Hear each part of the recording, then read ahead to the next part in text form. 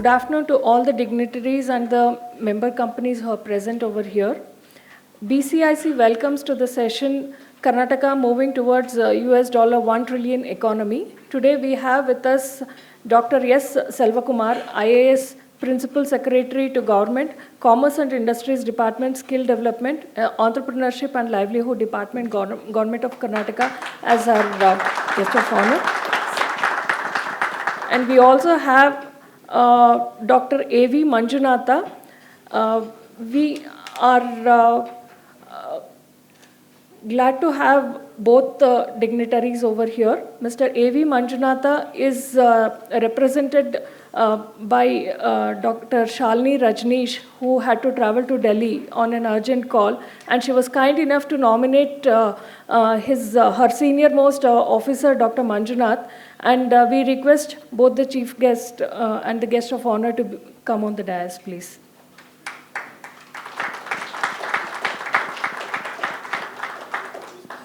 And we also have the office bearers of BCIC, Dr. Ravindran, the President of BCIC. We welcome you, sir. Dr. S. Devarajan, Senior Vice President, BCIC. Mr. Vineet Verma, Vice President, BCIC. And Mr. K.R. Sekar, Immediate Past President, BCIC. And we also have Mr. M.N. Vidyashankar with us, who is the mentor for our expert committee. And we would welcome Mr. M.N. Vidyashankar also.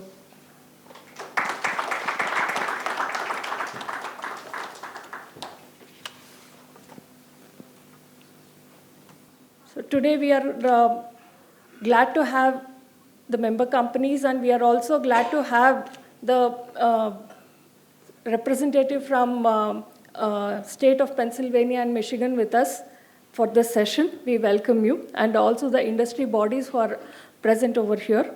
I welcome Dr. Ravindran to do the welcome address. Good afternoon, respected dignitaries on the stage and off the stage. Dr. Selva Kumar, Ms. M.N. Vidyashankar, bureaucrats, my fellow office bearers of BCIC, and all the members and non-members who are participating today in the midst of interesting midday of the week. These are days I'm told is very difficult to get participation, but we have confirmation for about 80 odd individuals. We're thankful immensely to each one of you. BCIC took a stand about 40 days back that this particular theme, what we call as Karnataka moving towards $1 trillion economy, is of paramount importance. And ever since this thought arose, our team got into action and ensured that the plan becomes reality. So the government's vision had become our mission to complete this and get started. As an economist, it's certainly a matter of happiness for me to look at a subject which is really of topical importance. More importantly, as economists, one is always viewed towards the rear view. For the first time, I think we are looking at something which is very forward view. From a BCIC standpoint and from my own standpoint, I would like to delve on 12 different factors which I think are very, very meaningful to ensure that this dream becomes a reality.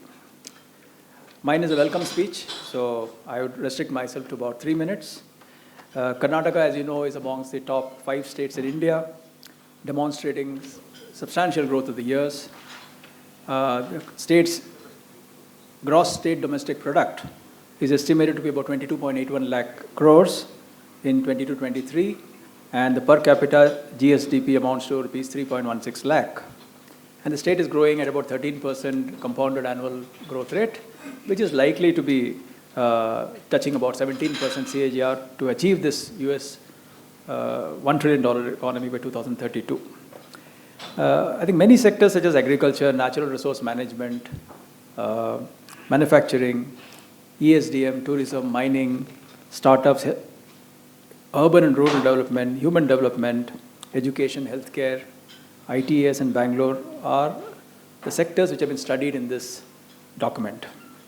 The key drivers for the future is expected to be agriculture, industry and services, which are expected to grow and contribute substantially.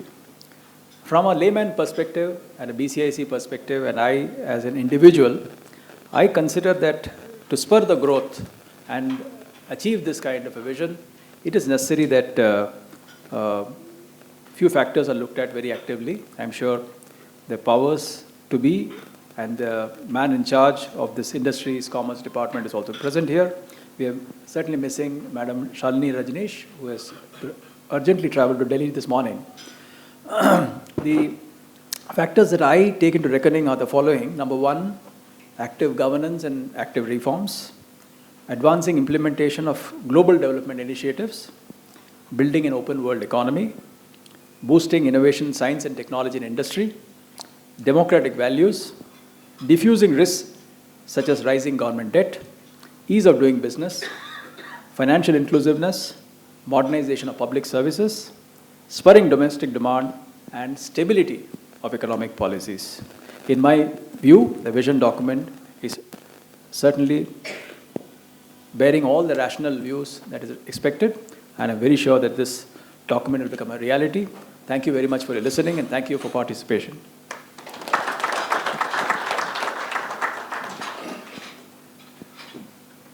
Thank you, Dr. Ravindran. We would like to thank our annual sponsors for making all the events of BCIC a successful event. We would like to thank Bueller, Continental, Fundamax, IAMPL, MTR, SDM IMD, Sona Group of Company, TVS Motors, Vishwas Group, and Wipro. And we would also like to mention our special thanks to the event sponsors, Stumpp, Schuele, Somappa Group of Companies, as well as CatMax. Now I would like to call upon Mr. Yaman Vidyashankar, IAS retired, former Additional Chief Secretary to Government of India. Now I would like to call upon Dr. Selva Kumar, IAS, Principal Secretary, Commerce and Industries Department, Government of Karnataka, to give the keynote address.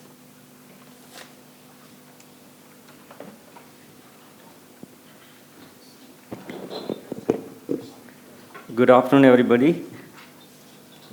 Dr. Ravindran, Mr. Devarajan, and all the office bearers of BCIC, dignitaries on the dais and off the dais. It's my pleasure to be here this afternoon to address on 1 trillion economy by 2031-32. So, whether 1 trillion is reasonably a good target or whether we will be lagging behind, all this can be debated and discussed over the period of time, but yes, it is possible.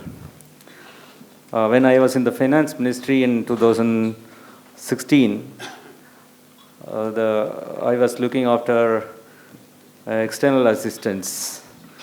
The dignitaries from various countries used to visit us. That time, our then finance minister told one of the visiting minister that our economy is moving really fast and we will be able to achieve 10 trillion in a very short period. That time, a lot of questions were there in my mind.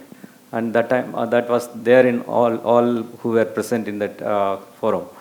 But it is supposed to be the reality. It will be the reality over the period. As we have envisaged from Karnataka itself, at least 1 trillion economy in a shorter period, then certainly India can achieve 10 trillion economy. So with this context, I wish to state that Karnataka, as already Dr. Ravindran has pointed out, is among the top 5 states in India and has demonstrated strong growth over the years. 3 potential sectors identified for improving our economy are agriculture, manufacturing and service sectors. We are doing very good in service sector. Manufacturing, we need to catch up, and agriculture, we need to modernize and improve our growth. So if we have to do all this, all the stakeholders should be in sync with each other, and we need to align our policies, align our actions towards the goal.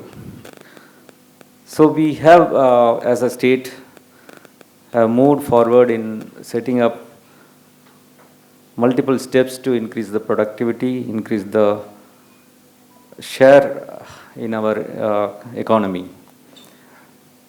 Some of the sectoral policies which have been brought in the recent years, like aerospace and defense policy, special incentive schemes for ESDM sector, data center policy, EV policy, all these policies will facilitate the growth of the sectors, these sectors, and it will certainly bring in a lot of investment and growth.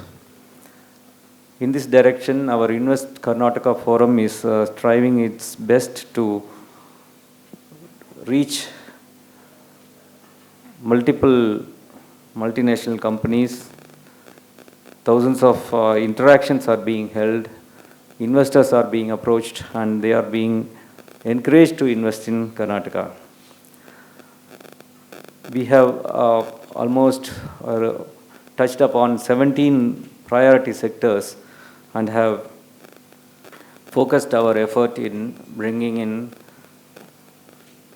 increased investment in these sectors. We have attracted around 1,63,795 crore in the year 2021-22, capturing 38% of FDI which was flowing into the country. During Invest Karnataka Forum 2022, we have signed for at least 9.8 lakh crore worth of investments, and it's being confirmed.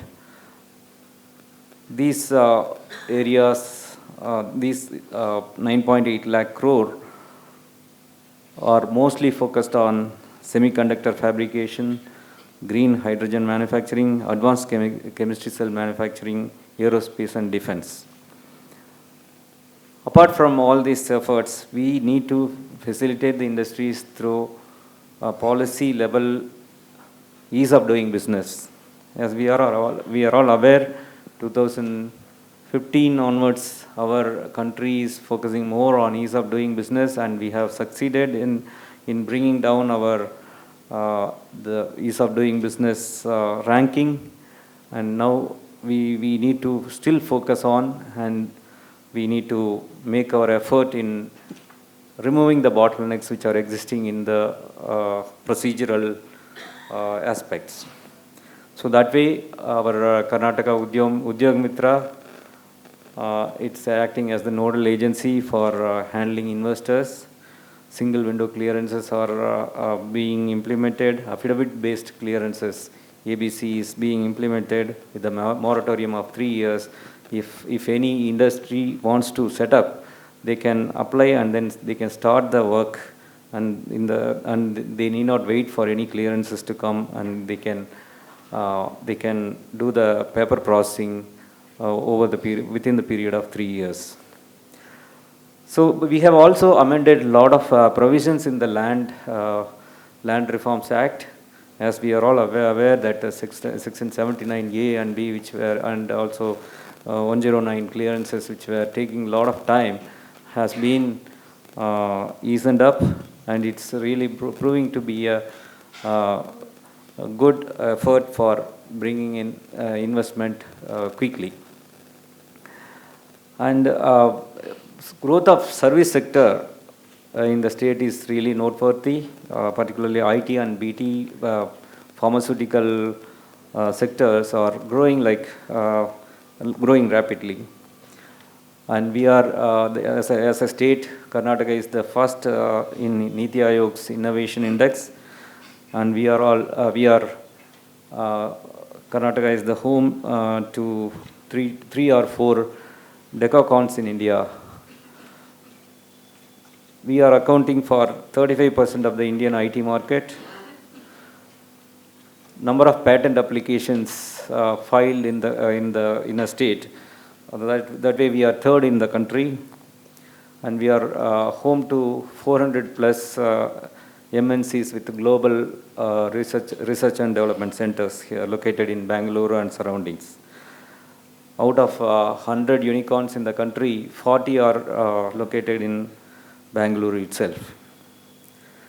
Bengaluru unicorns are having valuation of to the tune of 55% valuation in India. So we have seen the bioeconomy registering a massive growth in 2021, and we have accounted for 20% plus share of India's bioeconomy.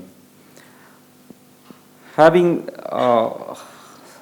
achieved this much, we need to be further focusing our effort in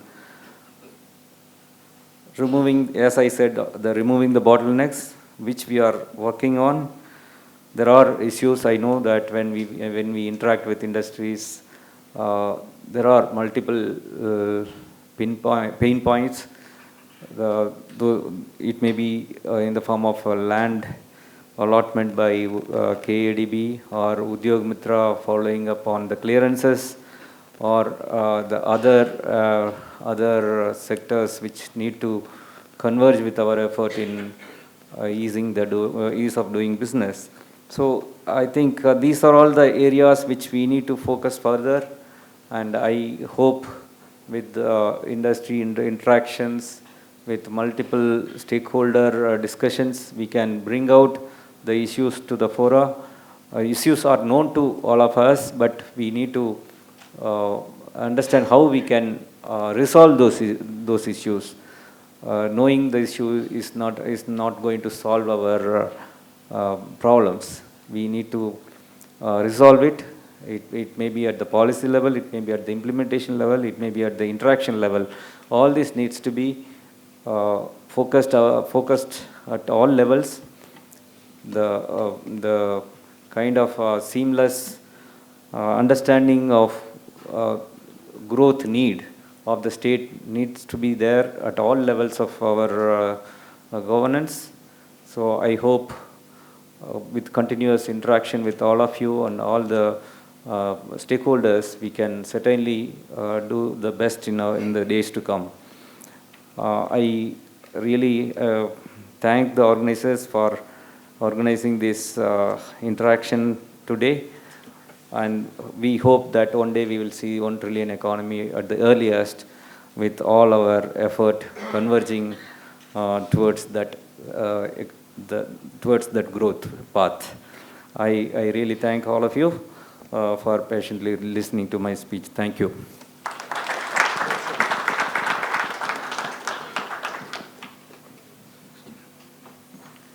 Thank you, Dr. Selva Kumar, for that insightful talk.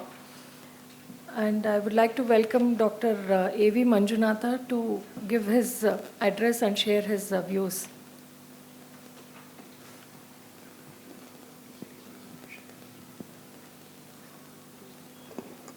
Thank you for this opportunity.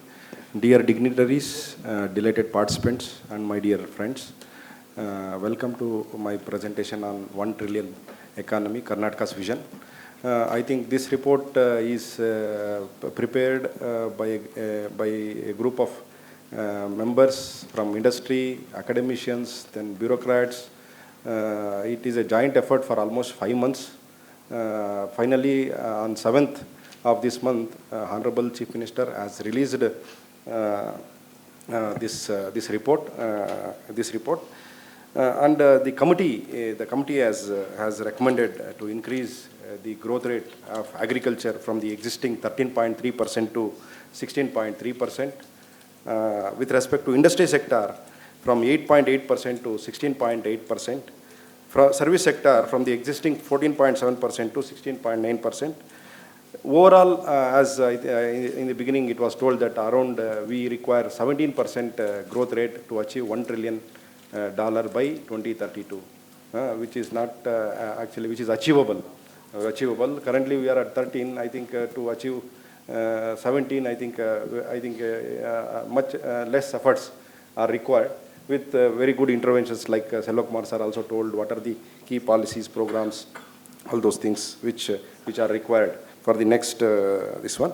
And as a progressive step, Honorable Chief Minister in the recent budget also he has announced many innovative schemes, innovative policies. So some of them are like data lake, which is one of the very innovative, because we think that what developing countries need is we had a green revolution, yellow revolution, white revolution, but we need data revolution actually. What is measured is valued and monitored, and we can really get into that. That means like we have to maintain data structures, data management from the grassroots level, so that we know exactly where is the problem, where is the problem, how often is the problem, what is the extent of the problem, and how can we solve this problem. This is something which is very important. India, as Selva Kumar sir also told, India has a lofty target of 10 trillion and 10 trillion, but for 10 trillion, and currently it is growing at a rate of 10%. If you take Karnataka, 13%, and we have to grow at 17%. As many speakers told, we are among the top five states in terms of contribution, as well as our per capita income is also high. And if you take Karnataka's GSTB contribution, service sector contributes 64%, followed by industry 20.9%, and agriculture is 15.1%. I think in the structural change, we always see that we should move from agriculture to industry to service sector. I think we have jumped actually from agriculture to service sector. I think in industry there is a lot of potential actually. I think the next whatever we make more progress means, I think a lot of potential is there in the industrial sector compared to service sector and agriculture sector. Agriculture we should reduce actually, but service sector already saturation, the less of growth rate, but industrial sector has a lot of potential. That is what I mean to say. If you take some of the states which has been very progressive, if you take service sector, now Telangana is doing fairly well actually compared to any other state in India in terms of service sector, because of the proactive policies, openness, all those things. And industry sector, Odisha is doing well because of the base rate, sometimes, the previous year's growth rate is also important in order to see how we are growing actually. If our previous year growth rate is higher, then I think we have very less chance to grow for incremental improvement. This is something which we need to see. And in agriculture, Maharashtra is fairly doing well because of the conversion, because of the more emphasis on horticulture. If you take Karnataka, we have 15% of the area, 50% of the area under horticulture, but 85% of the area is under agriculture. If you see the contribution is almost same.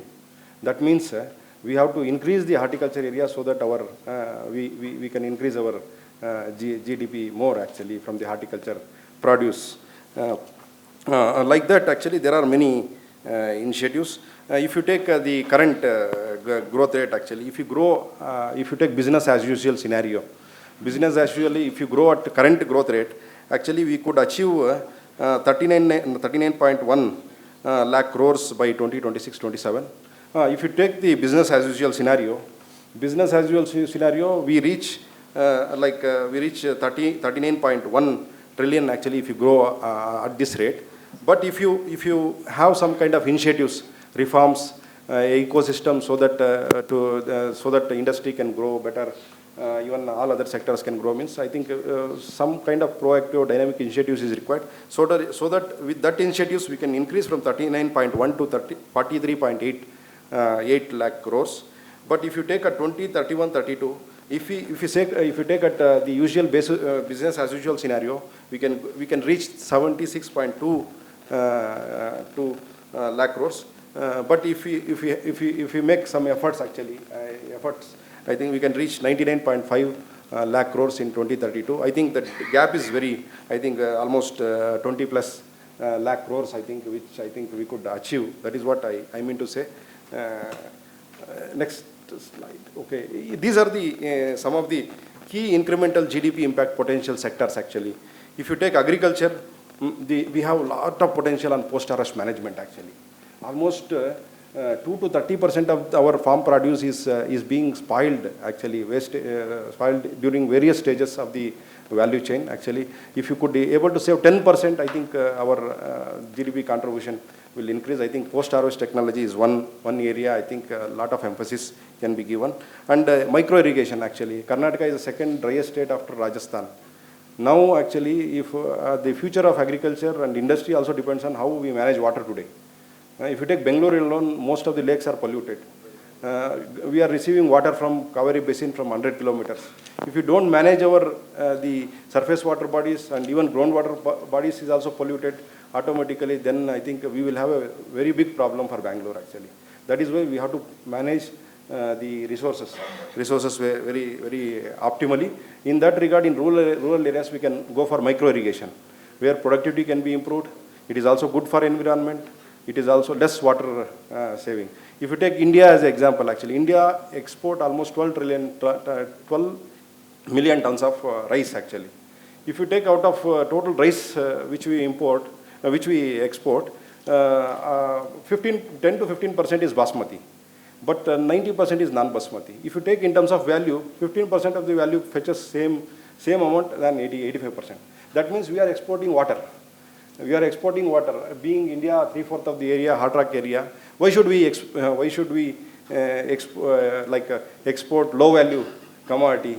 We can export high value commodity, so that I think that water can be used for some other commodities like horticulture crops. This is what there is a lot of cultivable waste in the state actually. 4 lakh hectares of cultivable waste which we can use it for greening, afforestation, agriculture, all those things. Carbon credits is something which I think is much talked of actually in agriculture as well as afforestation. I think we can also come out with some carbon accounting actually, which will help actually farming as well as green initiatives whoever takes up, so that it will be incentivizing mechanism actually for those who are doing good for the society and environment. And dedicated MSC fund to be allocated for improving the productivity. We have roughly around 15,000 acres of industrial land which can be optimally utilized through public-private partnership. Atmanirbhar kind of programs actually, which really helps actually to go for public-private partnership. And asset monetization is a very important thing actually. In government departments, government lands, there are a lot of lands which are either underutilized or unutilized.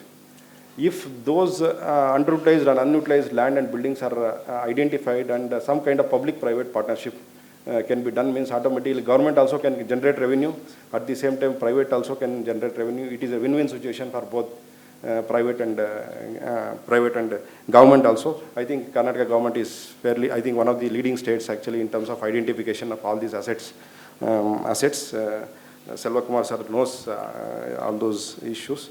The service sector set up venture funds for startups driving actually. In the Karnataka is startup capital.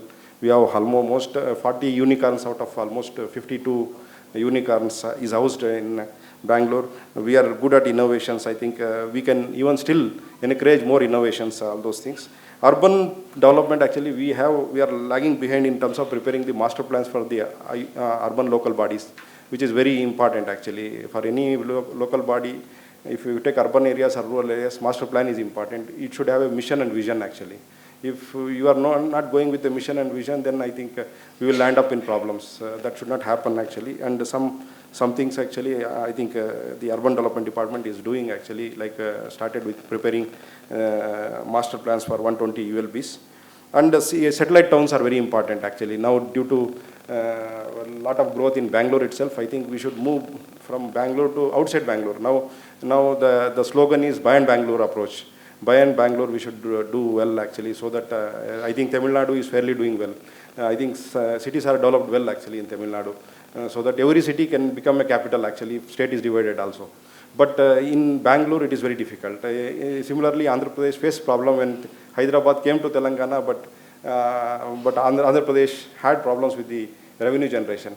Such things should not happen, so that we should have some kind of growth where I think every district has to grow actually like a city, so that I think we should encourage more and more in the backward areas, backward regions, so that I think health sector is very important. Like IT capital, we have also like I can say that Bangalore is also health capital. Most of the health sector experts, foreign tourists who comes to Bangalore actually for the treatment actually. I think medical tourism, wellness tourism, Ayurveda, I think has a big potential actually to really take it to next level of growth. And now IT-enabled technologies like DG, FinTech, Digitech, many other digital-enabled systems I think have more potential actually to provide seamless services so that we can benefit out of these seamless services. These are some things. Then if you take, I think the Honorable Prime Minister and Government of India emphasize on district as a fulcrum of development.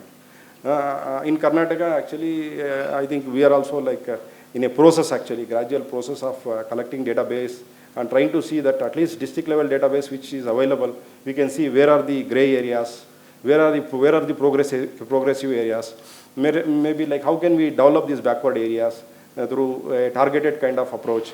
Like that we have, I think, now district, gradually I think we should go down to taluk level and gram panchayati level so that we know exactly we can have like nanotechnology, in agriculture we tell that rather than spraying for the entire plant, you can spray for a particular leaf where it is infected. Like that we can really do surgery for a problematic area, so that we get, and resources can also be optimally utilized. Agriculture potential, if you take agriculture GSDP contribution, I think these are the like less than 6,000 to 15,000 plus, like which are the areas, I think whichever areas are contributing less, we need to focus more so that I think we generate more revenues from those areas. And we have given also focus area one, which are the crops which you should consider in 1, 2, 3 if you take, what are the focus areas. Similarly, if you take some of the things which I told actually, post-harvest management, where we have potential, these are some maps depiction where I have like where we have actually projected and shown that where we have more potential, where we have less potential in terms of, and micro irrigation. In almost like many plots actually they are going for a single crop actually. If you go for multiple crops, I think they can generate revenue and they can get a lot of revenue. That is why we have seen wherever single crop is there, we should see that integrated farming system should be encouraged, micro irrigation should be encouraged. Such things we can, and these are something cultivable waste where we have actually, and overexploited areas. The other map shows the overexploited areas, so that we need to conserve more water in those areas through demands and supply side management technologies. And industrial potential actually, industrial growth potential. I think some of the BCIC members also actually have contributed to this report.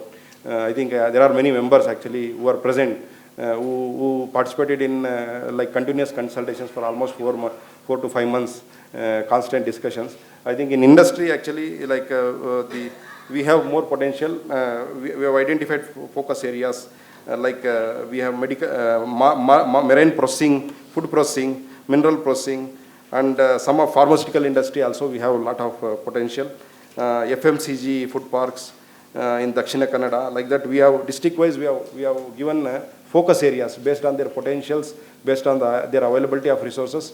I think this will give some kind of path actually, whether okay, I think this kind of enterprises can be taken up in these areas so that we increase our potential. And this already, okay, next. Okay, the next is service sector. Service sector also similarly, I think we have, it is not coming. Okay, service sector also we have given the similar thing, which are the areas actually. I think Bangalore is contributing more, and even Mysore is contributing, but like we have to get more revenues from North Karnataka, especially Kalyan Karnataka region, where I think we could encourage more and more so that I think developments can happen in that region also, because it is also closer to some of the Hyderabad airport and all. I think we have more land actually. Land is not scarce, here land is scarce actually in the south, but land is a little abundant so that we can we can develop. And some policy, as Selva Kumar sir also told, actually policy ecosystem actually. Government also, apart from all these roadmaps and initiatives, what we have to do, which are the focus areas, we need also policy ecosystem actually, which I think government should facilitate in agriculture, industry and service sector. We have listed some policies actually in agriculture, manufacturing and service sector.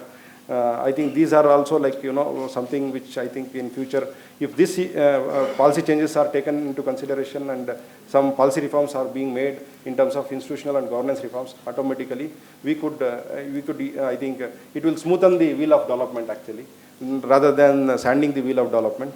That is what I mean to say. And the last slide is the concluding slide. The strategy can take, all our strategies can take to reach 1 trillion by 2033 and 500 billion by 2026-27 if we grow at the rate of 16 to 17% nominal growth rate. And per capita incomes will have to grow from 3.05 lakh to 12.96 lakh in 2032. And if you take at 2026-27, 7.5 lakh, there is a need of cumulative investment. Now this is very important actually. See, government cannot do like invest in every project actually. Now I think everybody should join hands actually. Now government has done more actually. Now private should do invest more in order to, I think the ratio of private to government should be something like 20 to 80% or 30 to 80%, 30 to 70%.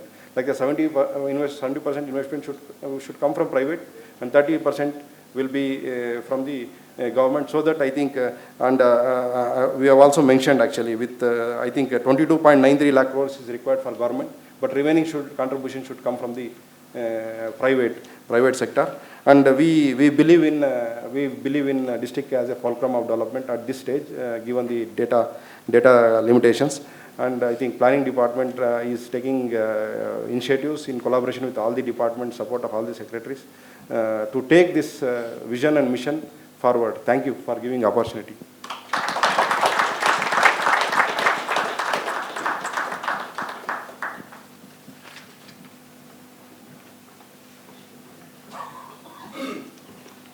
Thank you, Dr. Manjunatha. And it was a very insightful sharing on the vision of what Karnataka is having towards reaching the $1 trillion economy.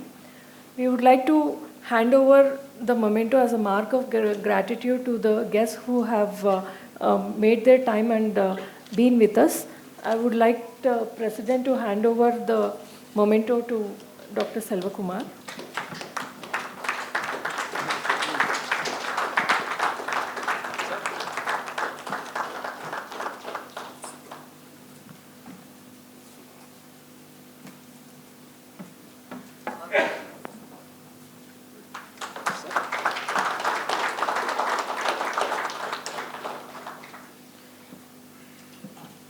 We would request to hand over the memento to Dr. Manjunatha. Vinitji.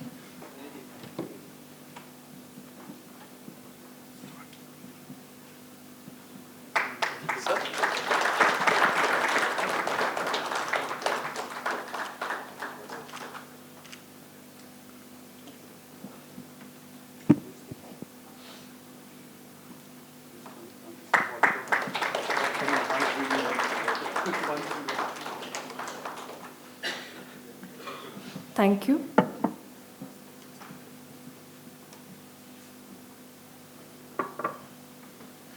Now we move on to the next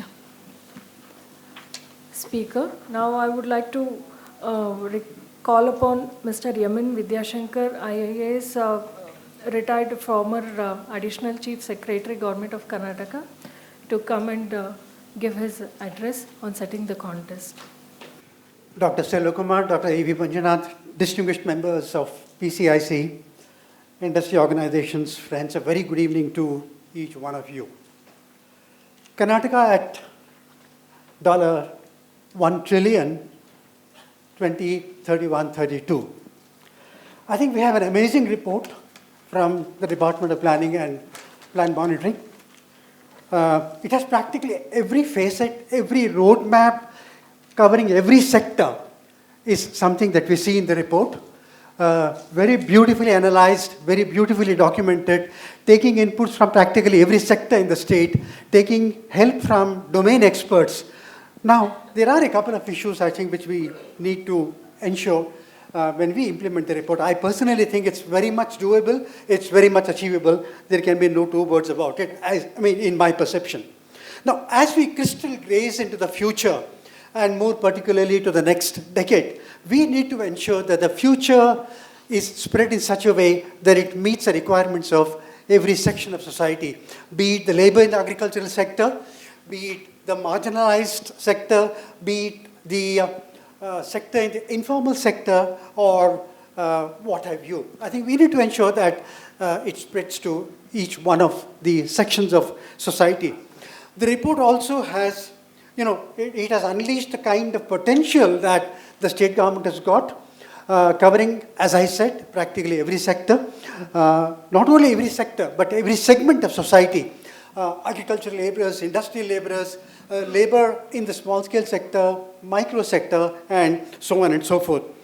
But as I visualize, I think we need to make use of technology to its hilt, because technology gives us, number one, a very long runway, the kind of bandwidth that we require to achieve the kinds of very ambitious targets that we have set for ourselves in the sector, in the report. I'm sure implementation of the report will catalyze competition, will catalyze entrepreneurship, will catalyze the kind of scenario that we are looking at in 2031-32. And we have to also ensure that we need to address the concerns even if it requires a mid-course correction. There may be some sectors which offshoot, which achieve more than what has been visualized in the report, and some of them may fall short. So there will definitely have to be some sort of a mid-course correction. Another thing that we need to ensure is that, now, will this report be implemented by the planning department, or is there going to be a special purpose vehicle to ensure that each one of the departments is in line with the requirements of the report, is in line with the kinds of targets which have been assigned in the report, because the targets are divided into yearly and 2-yearly, 3-yearly targets. So I don't know if the planning department is looking at implementation by the planning department itself monitoring the issue, or will there be a special purpose vehicle? That is something, that is a call that the planning department needs to take. Very importantly, I think I must thank BCIC because it's the first major interaction after the report was released on 7th of this month. An amazing report covering, as I said, giving the kind of roadmap that we need to cover, giving the kind of milestones that we need to achieve periodically, and as I said, $1 trillion USD is certainly achievable if we are in a position to ensure that the kind of emphasis that needs to be given, highlighted in the report, we stick to it. Lastly, one small suggestion to the planning department. It definitely says that this is the kind of GSTP that we currently have, and the kind of road that we need to cover. For example, the present GDP, as highlighted in the report, is 22,81,127 crore INR. Now, we speak of the goal as 1 trillion USD, but when it comes to breakup, I think it's all in Indian rupees. Now, can we, within bracket, also have USD in the report? The reason is that if I have to convert 22,81,127 crore into USD, I need something more than a calculator. It's something more than that. So it will be good in case, because this report is going to be used not only by Indian companies and Indian sectors and so on, it's going to be used by a whole lot of entities across the world. So we need to ensure that we meet their requirements also. Just a suggestion, just a thought, in case within brackets we could include USD also. So a great effort by the Department of Planning, Government of Karnataka, in coming out with this milestone-based report. And we only hope that we are in a position to achieve the kind of milestones they have highlighted for each one of the sectors, and the kind of domain experts who have contributed inputs to this report. Absolutely amazing, because I've gone through the report.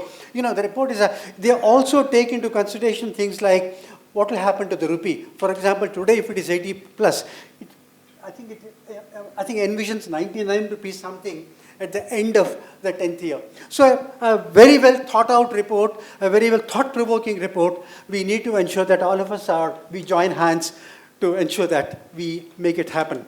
Thanks very much once again for your attention, and great to have each one of you for this maiden session by an industry body. Thanks to BCIC for coming out with this maiden session by an industry body to threadbare analyze as to what are the roles and responsibilities of each one of us to make things happen. Thanks very much, and hope you have a very enjoyable evening.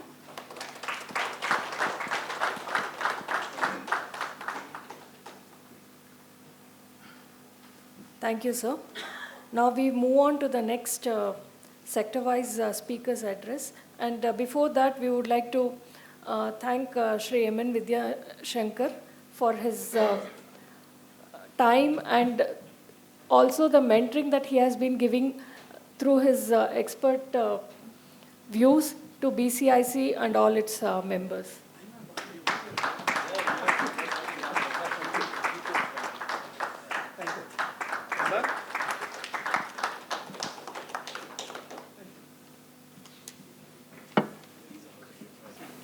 Session, we have the sector-wise speakers with us, starting with Professor Narendra Pani, Mr. T.R. Parasuraman, Mr. P.V.G. Menon, Mr. Gnana Kumar Swamy, Mr. K.R. Sekar, and Mr. H.V. Harish. Now, I would like to call upon Professor Narendra Pani from NIAS. He is an economist who has moved to transdisciplinary social sciences. He has lectured in Princeton University, Harvard University, and Brown University. His books include Inclusive Economics, Gandhian Method and Contemporary Policy, and The City as Action, Re-Theorizing Urban Studies. He has written academic and media articles on Karnataka for over 4 decades. We welcome you, sir. Let me begin by thanking BCIC for this opportunity to share a few thoughts on the Karnataka economy. The report of the planning department is sort of extremely rich in detail, and I think we saw glimpses of that in the earlier presentations. But I must confess that as an economist, I tend to be a bit wary of absolute targets, particularly when they're given in nominal prices. We could reach $1 trillion by, I think, 2032, either through growth or we could easily reach it through inflation. The issue really is that, that normally we try to get over this by saying that we're talking of in dollar terms. So if we are talking of $1 trillion economy in dollar terms. But the trouble is that this year onwards, we are seeing very high levels of inflation in the West as well. So we might achieve this target with a little bit of help from inflation before we actually do anything substantial in terms of growth. The point that, that I'm trying to make, it may look trivial, and it perhaps is. But if you go beyond the target, these are very senior and distinguished diplomats trying to work on the state's economy. And I think it's important that we don't get stuck on those technicalities of whether you get there through inflation or through growth. But really look at what has been the spirit behind it, which is that how do I set Karnataka on a much higher growth path than it is on. So what I'd like to contribute today is really about that rather than a specific set of numbers that we need to reach. I would like to put it really in terms of looking at growth or development as a dynamic concept, as to what is the nature of growth and development that's been taking place, and how does one get it how does one get more of it. Right? If you see it in those terms, you cannot separate the basic issue of growth with a much larger challenge that Karnataka is facing in terms of the levels of its population who are being moved out of agriculture. There are in the data you will find a large number of indicators of this. It's not, you can look at the census and get the kind of literally hundreds of thousands of workers being moved out of agriculture who are no longer absorbed in agriculture. You can see it also in the cultivable wastelands increasing, which was spoken about by Dr. Manjunatha. So you get these kind of patterns emerging very strongly. So the issue really is that what do these people do, and what would you like them to do from the point of view of Karnataka's economy? Ideally, they would like to stay on in their village because that means limited costs of transfer, of moving elsewhere, and work in industries nearby. This is something Tamil Nadu has done very well, in which case the emphasis shifts to local transport and you spread out the industries elsewhere. But Karnataka has not lent itself to that, because you do not, the areas where you have localized industry, where early business took off, particularly in the coast, where the entire banking sector came up in just a matter of a decade or two, in Dakshin Kannada and what is now Udupi district.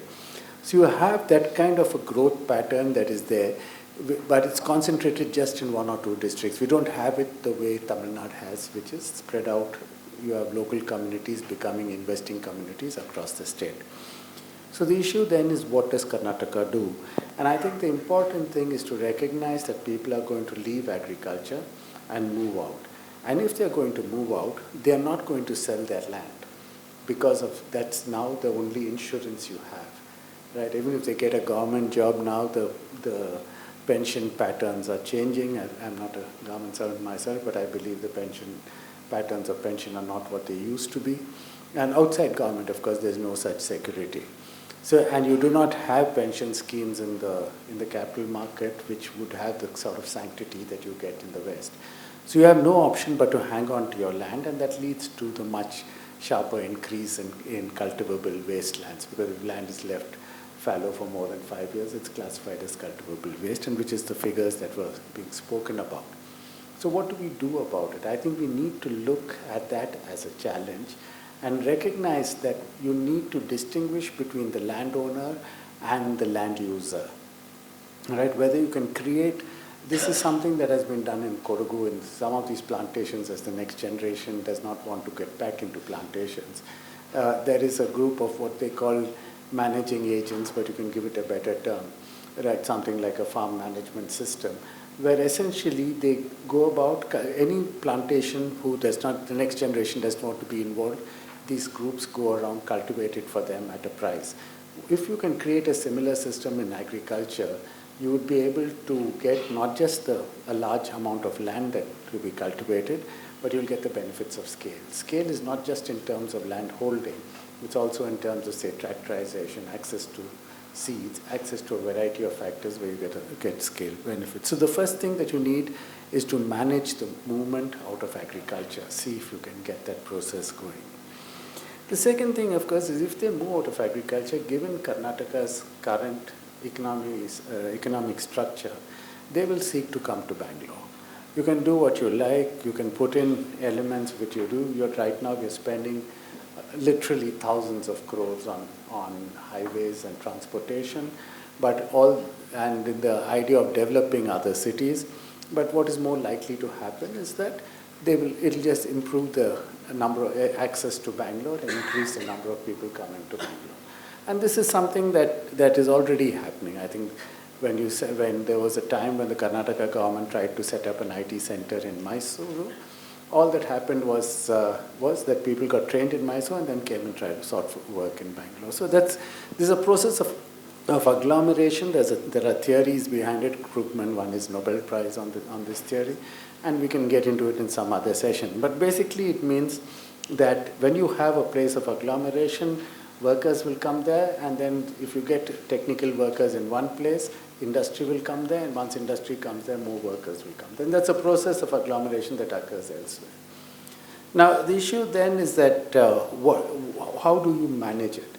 One thing we need to keep in mind is that you cannot look at Bangalore as some city that's growing and start investing in it without some kind of an indicator of whether the investment is worthwhile. Right? For instance, the cities have a natural path of growth, and you can identify that natural path and not fight it. Very often in Karnataka and Bangalore, we are trying to fight that. In Bangalore's natural part of growth is clearly towards the south, and that is, you don't need any, you can show it through satellite imagery, but you don't need that. You take a simple indicator. I think Mr. Vidyashankar will agree that when they decided to build the ring road covered the entire city. It went right around the entire city. Today, if you look at it, in the south, you can go 20 kilometers away from the ring road, and you still have Chandapura and parts of Bangalore. In the north, you cross the ring road, and you're basically into, you have the airport, but very little else on either side. You're going beyond that. So the city goes to the south. There are a variety of reasons for this, and agglomeration theory will explain that as well. I don't want to go into it. It's also cheaper to go to the south because you're now dependent on Kaveri for your water, and if the water is coming, that is coming from the southwest. So if you take the water to the north, as we seem to insist on doing, right, for the airport and other reasons, it increases the cost of water because you're pumping it there. That's one of the reasons why water in Bangalore is actually is the highest in any major city in India, the cost of water here. So we have to get more realistic about the patterns, recognize that the economy is not under the control of even the most powerful person. It is a larger entity that has its own dynamics, and we need to understand those dynamics and intervene in ways that can help those dynamics. Right? It's also important to recognize that if Bangalore is there, that you need alternative growth centers.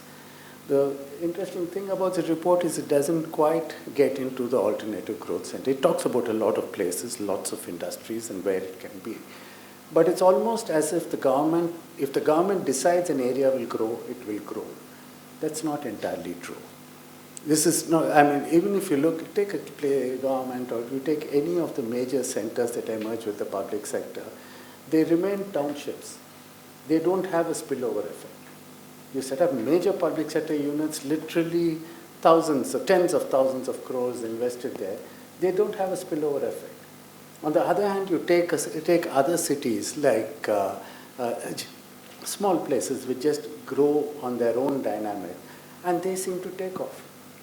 Right, Sriperumbudur or something like that, without any single major public sector or any investment there, they begin to take off. So that really, there is a dynamic. I had the opportunity to be a part of the state government's, they set up a group for SDGs, and for SDG 8 we made a report. So we looked at the patterns across the state, and there were a few cities with, I think, essentially you had just your Udupi as one of the places which was growing most rapidly. Now if you can intervene there, your results per amount spent by the government will be much greater than if you try to create completely new centers out of elsewhere. We're also studying Gulbarga, Kalburgi in some detail now, and you're seeing that no matter how much money that has been spent in Yadgir, for instance, that has not led to substantial growth there. You're talking of Upper Krishna project, you're talking of special development plan, literally tens of thousands of crores. And you're not seeing any corresponding, and simply because when you spend money, the first round is on the project there, but when people get income, where do they spend it? And most of that money gets spent once again in, say, buying a taxi in Bangalore or something like that. So the money comes back here, your roads have improved, they have no reason to stay there, they could all come back towards the city. So you need to recognize that there are patterns, there are new centers, how do you develop these centers? You also need to recognize that when you are developing these centers, we don't live for our workplace alone. Right? Much as our employers might want us to, we have a life outside the workplace. We have a life, we require cities, we require elements around it. And it's an urban life that all of us choose when we come there. You cannot say, I got a job in a remote place somewhere and I'm going to move there because it's a higher salary. You will consider what happens to your children, what happens elsewhere. You cannot have an economic strategy when you're moving out of agriculture without considering urban locations. It's not just a worker place. And I'm not sure this strategy has any discussion about that. right? Where if you look at even the public sector in Bangalore, its real success in the large central public sector was when it had townships which included housing and education and everything built into it. Once you built the electronic city without education, without the housing that went with it, you find a much more problematic growth pattern. Right? So what you're seeing here, these cities would include the culture element. And in fact, anybody who's been, I think all of us many of us have lived in Bangalore through the 70s. And if you saw that period, it was the period of most rapid growth. It was prior to the IT boom, but in terms of percentage growth, that was the decade of the most rapid growth. It was also the decade of the most substantial breakthroughs in culture. Almost every major Kannada writer of the post-independence thing, Ananthamurthy, Karnataka, everybody came up in that generation in the city. You cannot have a metropolis emerging without culture. So you need to build a larger strategy for growth if we're going into it. So Karnataka is growing, there's no doubt about it. And policymakers, as they get into it, will have a choice of two sets of choices. They can guide the growth to broad-based development. They can see it as a kind of a human element and then take the investments there and see where it goes, intervene as if they were medical interventionists in it. Or they can intervene as if it's a clean slate and run into difficulties. Karnataka has had going back to the old Mysore days, has had a major tradition of very successful and far-sighted bureaucrats. And I'm sure the current generation will be no different. Thank you.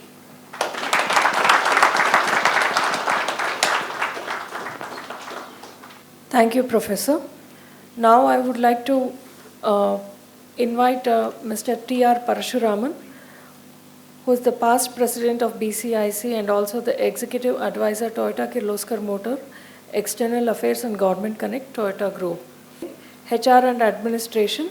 He has worked for TVS Brakes India and Toyota Motor Corporation, Japan in the year 1999-2000.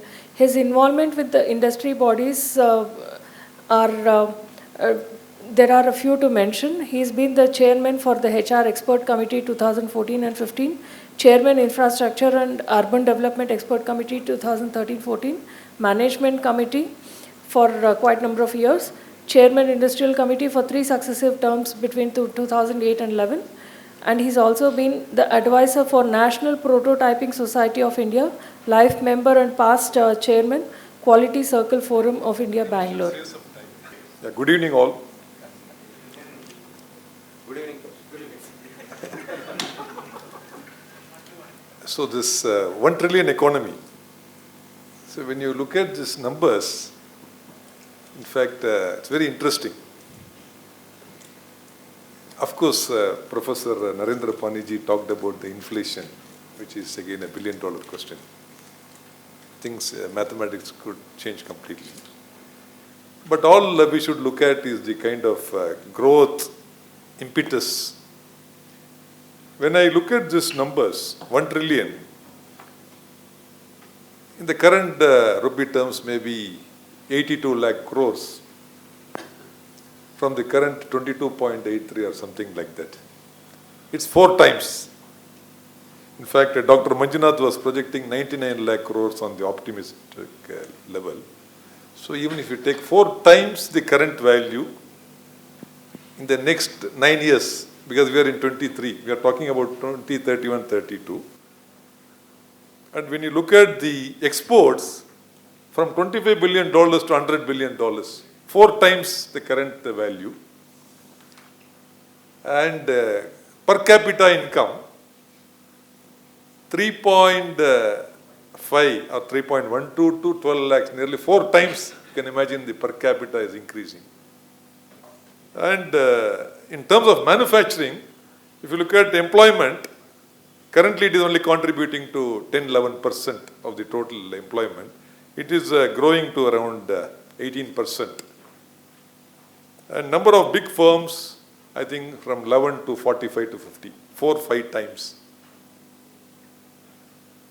And if you look at the manufacturing GDP itself, GSDP, it is I think from 2.82 lakh crores to nearly I think 20 lakh crores. So you can imagine this kind of 10 times that kind of a number and 4 times the kind of a growth and 4 times the per capita income. You can imagine this image. This would be easier to imagine. So we are looking at current in the next 9 years, 4 or 5 times the current manufacturing activity in the state of Karnataka. And the CAGR from currently it is 10.7% manufacturing. We are looking at a 17.2% CAGR. I think all these things are all mind-boggling numbers. The current challenge, very rightly explained by the earlier speakers, today on a bigger macro image, when you say Karnataka, 80-90% is Bengaluru, right? And Professor rightly described the reasons and the South syndrome and law of gravitation, law of attraction, why people take a particular path. I think you very nicely put it. This is what we call sometimes Murphy law also. Many times it works overtime in India. Right? Why it happens, I think that's the beauty. So these are all the things that is not in our control. And given this kind of a dimension, I think the most important challenge for Karnataka, I think Tamil Nadu is a very good example of homogeneity.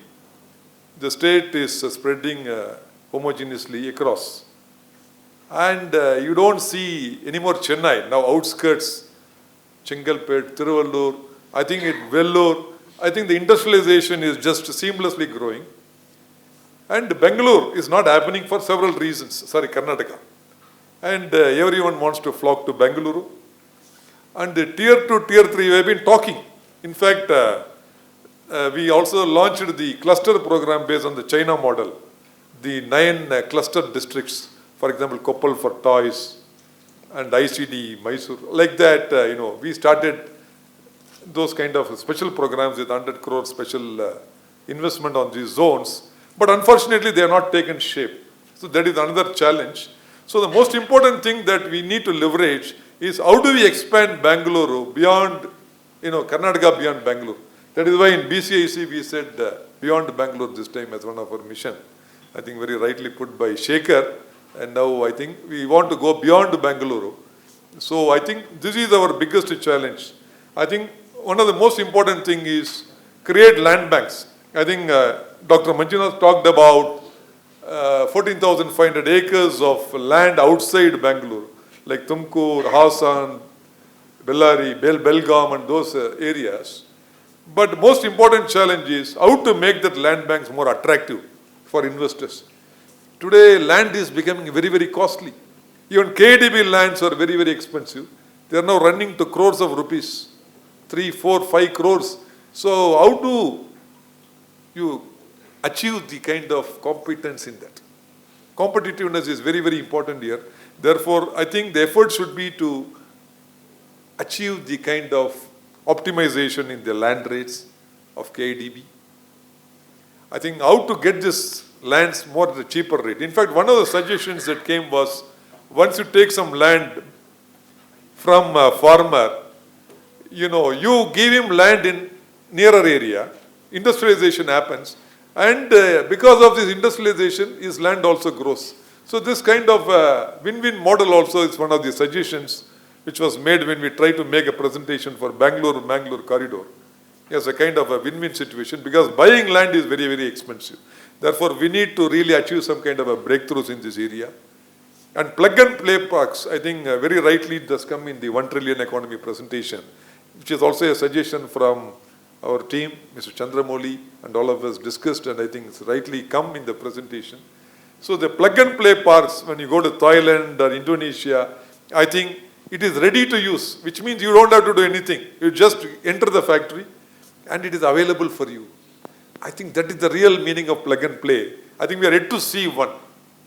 In fact, that will be the real breakthrough, because we need to build more and more such parks. And when you look at MSME, see, today we are talking about 4.2 lakh crores investments at this point of time. It has to grow to 10 plus lakh crores of investment by 2030, which means MSME investment has to grow And today we have 6 crore MSMEs in the country, creating around 12 crores of employment. And they're contributing to 40% of GDP. So this is a very, very sizable chunk. So the most important, another challenge is how do we develop these MSMEs to cluster programs? OEM should take a very major role in developing these MSMEs, to embrace them with the digital infrastructure, to embrace them with human resource development, to embrace them with supply chain capabilities. I think advanced technologies, how do we do the transfer? I think all these things are very important. And center of excellence in terms of R&D, center of excellence in terms of manufacturing excellence, and center of excellence for new technologies like IoT, digital manufacturing, embedded technologies, 3D printing, drones, I think nanotechnologies, artificial intelligence, machine learning. I think these are all the things that are going to rule the manufacturing in the new era. Because manufacturing is going to get integrated. And we'll be able to see more of remote operations. In fact, I was told in a factory in Japan, where it is run by a human being and a dog. The purpose of the human is to feed the dog, and the purpose of the dog is to ensure that nobody enters the factory. So such kind of factories will become the order of the world. Therefore, I think these kind of skill sets are very, very important. Very, very, Mr. Shirgurkar is here. I think the connected technologies, the CNC machines, I think the transfer lines. I think now most of the lines will become semi-transfer lines and transfer lines. In fact, one of our engine plant where we have put for manufacturing the TNGA, Toyota New Architecture, gasoline engines, the entire engine plant is run by 7 people. It's all transfer lines. I think very, very complicated machines, but they're all connected seamlessly. And this is going to be the order of the world. Therefore, I think, how do we develop these kind of skill sets in these areas? Another important factor that is going to influence is the logistics. Today, the supply chain competitiveness is one of the killers for us. If you take top cities of the world, Tokyo, Jakarta, Bangkok, and when you compare our Delhi, I think the speed per hour, I think I'm told Tokyo you can travel 18, 19 kilometers in the peak hours, and Bangkok could be 14, 15, and Jakarta could be around 12, 13. Then in Delhi, I think the peak traffic, the vehicle inches. And I think the order of the day is, how do we improve this kind of a speed? It has got a huge impact on sustainability also. We are talking about emissions. But I think once we improve the infrastructure, I think that today's current budget has a huge spending, close to 12.7 lakh crores on the infrastructure spend. But that has to get materialized, and implementation has to happen, and empowerment has to happen. The speed is the need of the hour. Therefore, this infrastructure competitiveness should support the logistics, supply chain competitiveness to aid manufacturing to the next level. And cluster-based approach, I think we should create cluster-based cities where everything is available around that city. You don't have to travel, so people don't have to use the transport, and they can even take their bicycles and reach the factory locations. Everything is self-contained, including the industrial parks. So I think from this perspective, it is very, very important that we should reach this. And sustainability, the last point, what I wanted to say. Today we are talking about eco-generation, green and clean cities. If you look at Japan or most of the developing economies, a lot of renewable energy source. I think even solar energy, wind energy, and nuclear energy, of course, also is used in a bigger way. But I think the most important thing is it should be clean energy. Therefore, I think there is going to be a huge price for this carbon neutrality going down the line. I think 2070 India is talking about carbon neutrality, achieving 0 levels. But to achieve that kind of a level, a huge impetus has to happen, huge effort has to happen.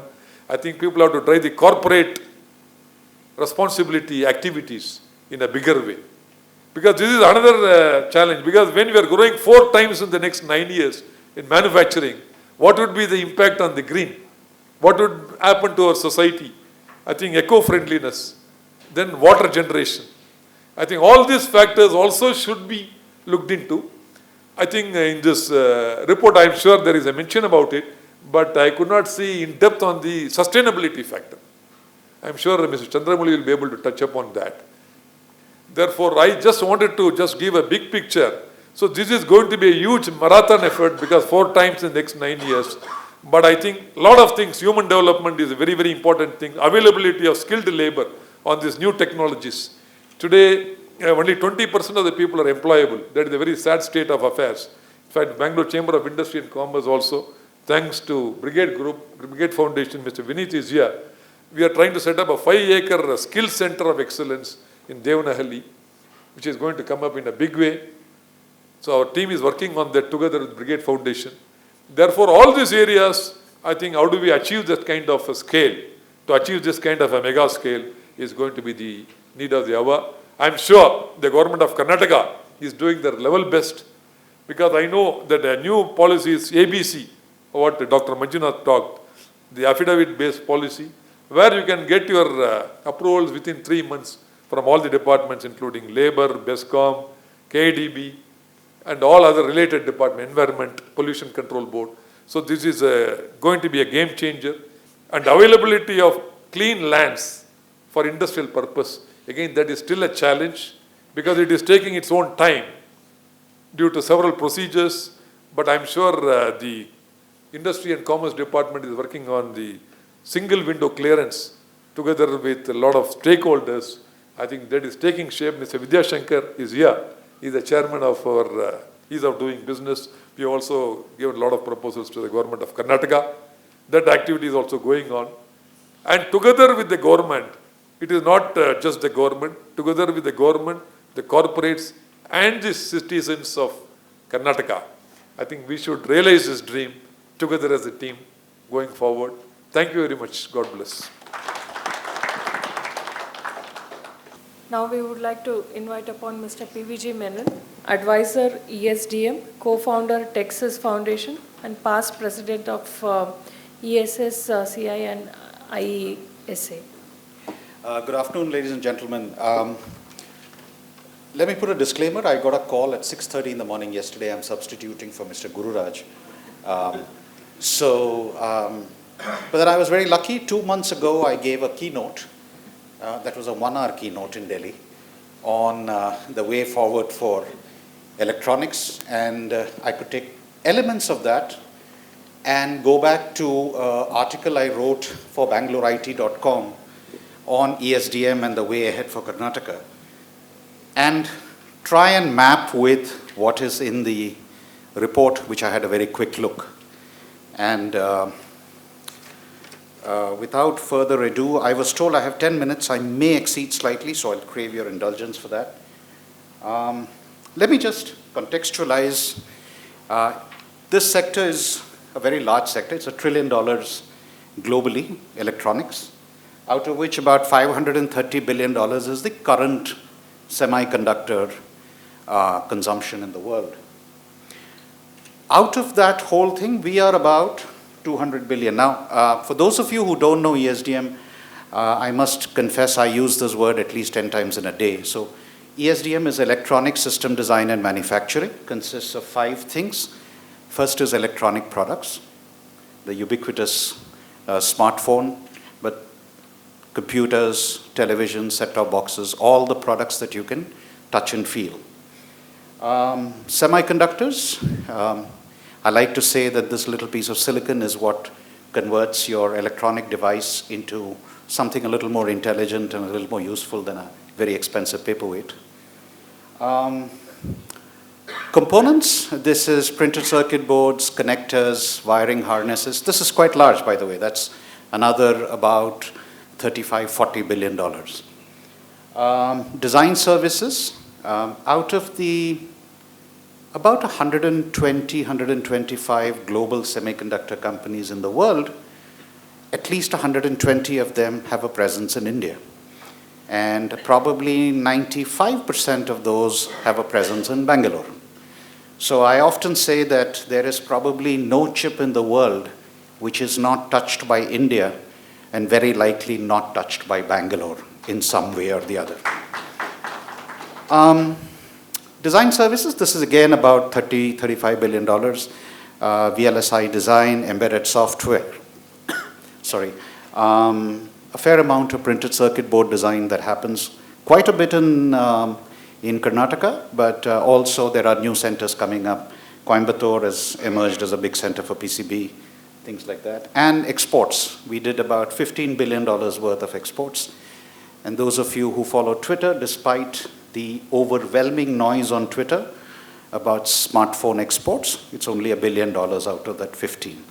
A lot of the electronics exports is tied to our foreign policy, so OECD countries, OAU, Afghanistan, and some of the policy implementations that some of the groups have been involved with have been directed towards telling the government of India that let's try and push real make in India, not assembled in India on that. So coming back, the sector is approximately 3.5% of India's GDP. And as per this McKinsey-FICCI report, 7% of Karnataka's GSDP on target to go to 11%. So the sector is important. And the current paradigm of contract manufacturing means that we have all India basis almost approaching 1 million people who have employment in this sector.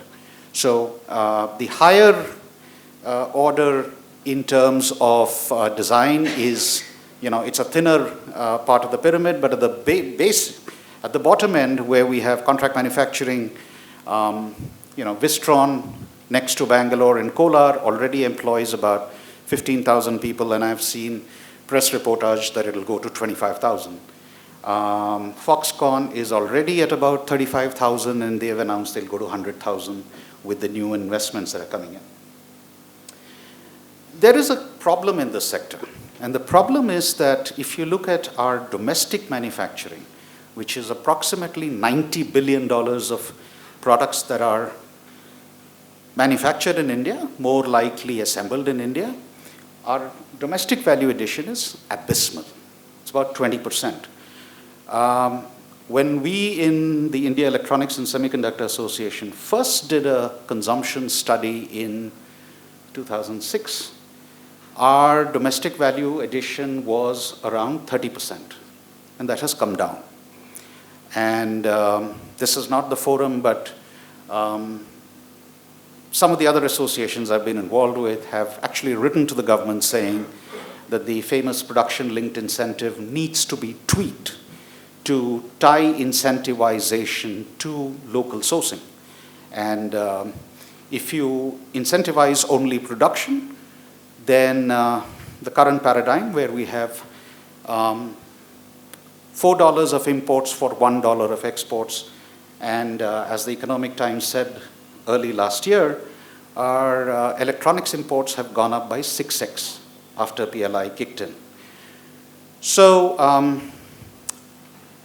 I don't know how many of you are aware of this, but today electronic imports is the second highest contributor to the current account deficit of India. Till a year and a half ago, it was gold. Petroleum, gold, electronics. 18 months ago, electronics jumped.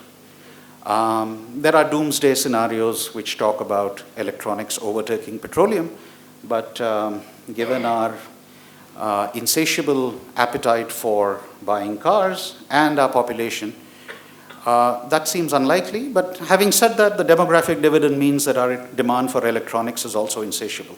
Every young person who gets a job, the first salary, trust me, the first thing they buy is a smartphone. The second thing they buy is either a computer or a tablet. So sometimes the demographic dividend cuts the other way as well.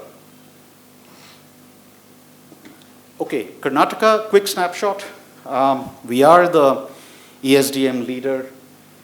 One thing that has worked to Bangalore's advantage has been the fact that we've had a very strong engineering base here. Started with the defense labs around the city, and they seeded a lot of the early software and electronics companies that came in. I remember when I was working in, it was still called Philips Semiconductors in those days, in the mid-90s, I think about 45% of our design engineers were from either DRDO or ISRO.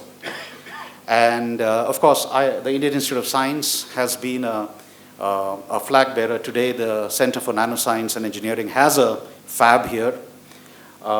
We have IIT Bangalore, which has a very decent school for VLSI design. NIT Surathkal is also a pretty strong school for design and system engineering.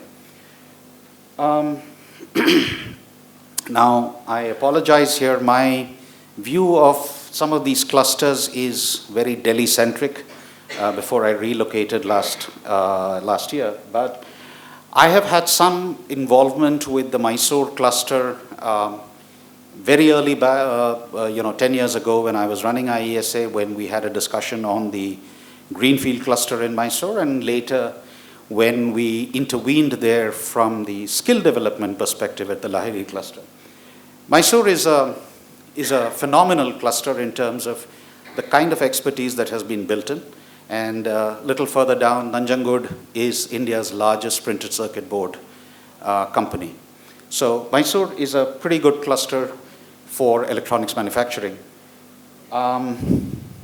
We have a lot of mid-sized units and some very small units in and around Bangalore, Mysore. And of course, there's a big one big one, which is Wistron in Kolar for electronics manufacturing. Belgaum and Hubli emerging. Hubli is a very interesting place from the innovation standpoint with the Deshpande Foundation's incubator. And Belgaum, of course, ACUS has been doing a lot of work in avionics. And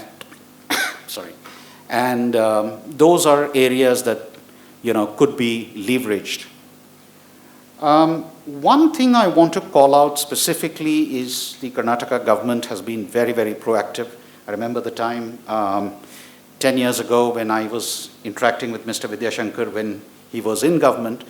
Not many people are aware. I think the very first incubator in the country was actually established in Bangalore with the help of the Karnataka government and NASSCOM. And then IESA got the first fabless incubator company, the entity here with support of the Karnataka government. That's the Safal incubator. I've seen that the McKinsey report talks about COEs to be set up as accelerator networks. At the IESA, we set up a couple of these accelerators. We did the first one in Delhi. That model has propagated around the country. And there is, of course, India's largest ESDM incubator, the Maker Village in Cochin. And I think it would be safe to say the jury is still out on how successful they have been. And I think there are learnings from the Bangalore model, how the NASSCOM startup warehouse ran, which, even as these new network accelerators are set up, I think those learnings have to be looked at because a templated model is not going to work. And coming back on the state thing, it is competitive federalism. I think Dr. Manjunatha talked about the way Telangana is moving ahead. So is Odisha. So Tamil Nadu is coming back. Gujarat is moving on manufacturing. So there's going to be a lot of stuff. Now, the way ahead, I'll make it brief. I can spend an hour on this. One, I am, having been involved in trying to build a $10 billion display fab in Maharashtra and going through that exercise for about 3 years, I am no longer convinced that large capex, extremely polluting semiconductor manufacturing plants are the way ahead.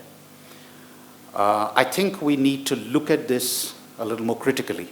And I wrote an article last month, which is published in the Advanced Computing and Communication Society Journal, where I said semiconductors represents the confluence of geopolitics, innovation, capital, and technology. And if you look at the geopolitical scenario today, I think there are other options to securing your silicon supply chain. Just to give you an idea of what we are talking about, 40,000 wafer starts a month, 300 millimeter CMOS fab will require about 25 million liters of ultra-pure water a day. 60,000 sheet display fab will require about 20 million liters of water a day. Even if you bring in the latest technology, you're looking at water recycling of about 75–80%. And the effluent is so polluted that after about 13–14 stages of purification, it can only be evaporated. It cannot be put back to recharge the groundwater. So on a lighter note, every fab usually has a water body, and we put in a few ducts and other things, and our corporate communications guys go overboard saying how responsible we are from an environmental perspective. Nonsense. We just have to make the water evaporate. So, but coming back, there's also a tremendous amount of power that is required, clean power. There is a McKinsey report which says that a standard small fab, and a small fab is 30–40,000 wafer starts a month, will require enough power to light up 50,000 homes for a year. And this is clean power, so there can't be variations, things like that. So from a sustainability point of view alone, fabs are, one needs to relook at it. Second, from a fiscal point of view, the biggest fab in the world is the Taiwan Semi-Conductor Manufacturing Corporation, TSMC. I don't know how many of you are aware that the Taiwan government gave them fiscal support for 17 years before they broke even. Singapore had Chartered Semiconductors, which got taken over by Global Foundries, funded by EDB.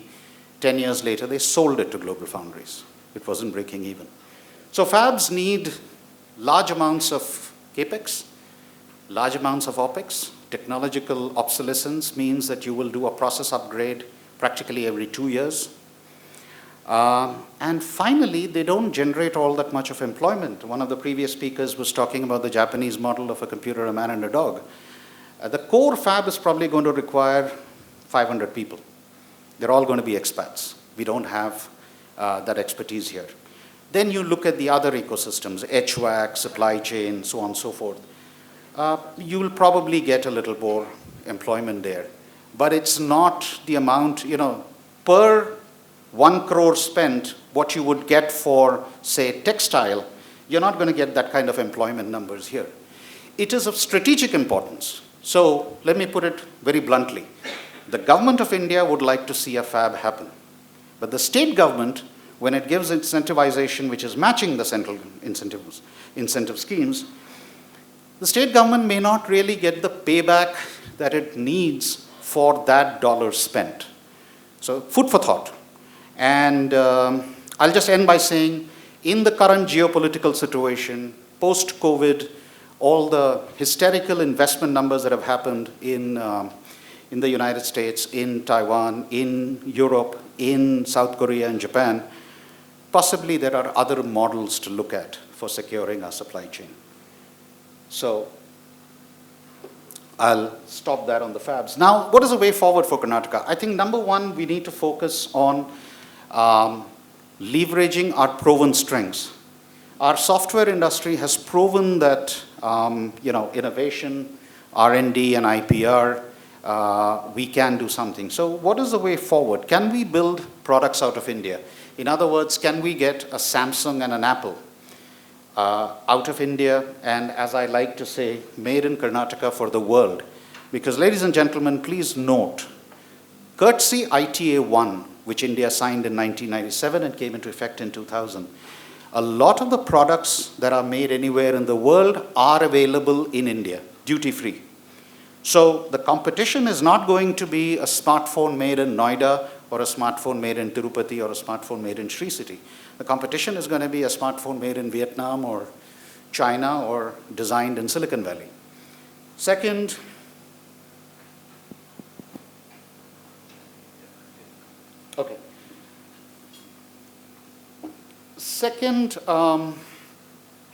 we need to create those independent design houses which can do design of products which can be used by multiple brands. Some of you may remember we used to have brands called Micromax and Carbon. And they all went and bought their handset designs from one company called BBK in China. BBK owns 4 brands: Vivo, Oppo, Xiaomi, Redmi, Realme. When demand hockey sticked, the guys in China said, why are we sitting around here letting these guys make money? Why don't we go in and make money ourselves? And India had put in the 10% BCD on import of smartphones. And so today, 67% of the smartphone market in India is owned by the Chinese, as per the latest Counterpoint report. So can we have those independent design houses? Now we have, I'm going to take a name here, some of you may know this, there's a company called Scanray in Mysore, which is amazing. The way during COVID they scaled up their, the respirator, the oxygen concentrators and all of that. And they scaled it, and then they did the contract manufacturing. I think BEL made it, a whole bunch of other people went out and made it. So can we have 100 such Scanrays? Way back in 2013-14, the ISA set out a goal. Can we have, in 10 years, 50 fabulous semiconductor companies out of India and 100 product companies out of India? In other words, can we have 50 companies like Qualcomm and MediaTek and 100 companies like Apple and Samsung? Lots of things have to play together. Now, some of the things I like about Karnataka, the Make in India is now, for government procurement, is part of the state policy. Why is government procurement important? There's an OECD report which says in developing countries, 33% of total demand is from government, center, state, PSUs, state PSUs, central PSUs, all of that. Now, if we can aggregate that and say that, for example, categories of products, there will be a minimum baseline of 50% domestic sourcing, and we can easily catch that using the GST filings of companies. Unless that happens, we are not going to buy. Ladies and gentlemen, it's a $90 billion market going to $130 billion. If you set aside 50% of that, that is enough demand to set up an Apple or a Samsung out of India. It's not going to happen on its own. Supply chains are hard to reorient. And after COVID, I wrote an article. I said, let's not waste this crisis. Unfortunately, we did. So anyway, so can we build those IDHs out of India? I'm glad the policy talks about setting up 100 embedded independent design houses. Easier said than done. Attempts have been made by the central government, but we have to take it forward. Second, everyone's talking about supporting MSMEs. It's hard because they need upgrades on skill, on technology, and fiscal support. Yeah. And if we can make that happen, I think previous speakers have talked about employment and value addition from MSMEs. And let's not forget, MSMEs do value addition in India because they don't have the clout of a Foxconn or a Flextronics to go and do global sourcing. So that's what I wanted to sort of cover in the time I had. I've just got a note that I'm out of time. So anyone interested in taking this forward, I'm around. Thank you very much.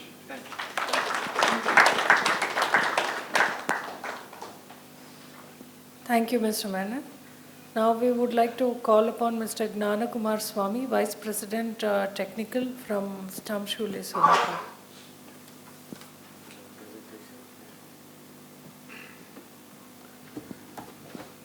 Good evening, everyone. And first of all, I would like to thank Stumpp Schuele and Somappa Managing Director Satish Muchani for allowing me to come and present in this August forum. I'll just tell you that I am the technical, because I was hired 3 years back. I used to work earlier at Bosch. Even before that, I used to work at Volvo and Delphi, as well as GE Transportation.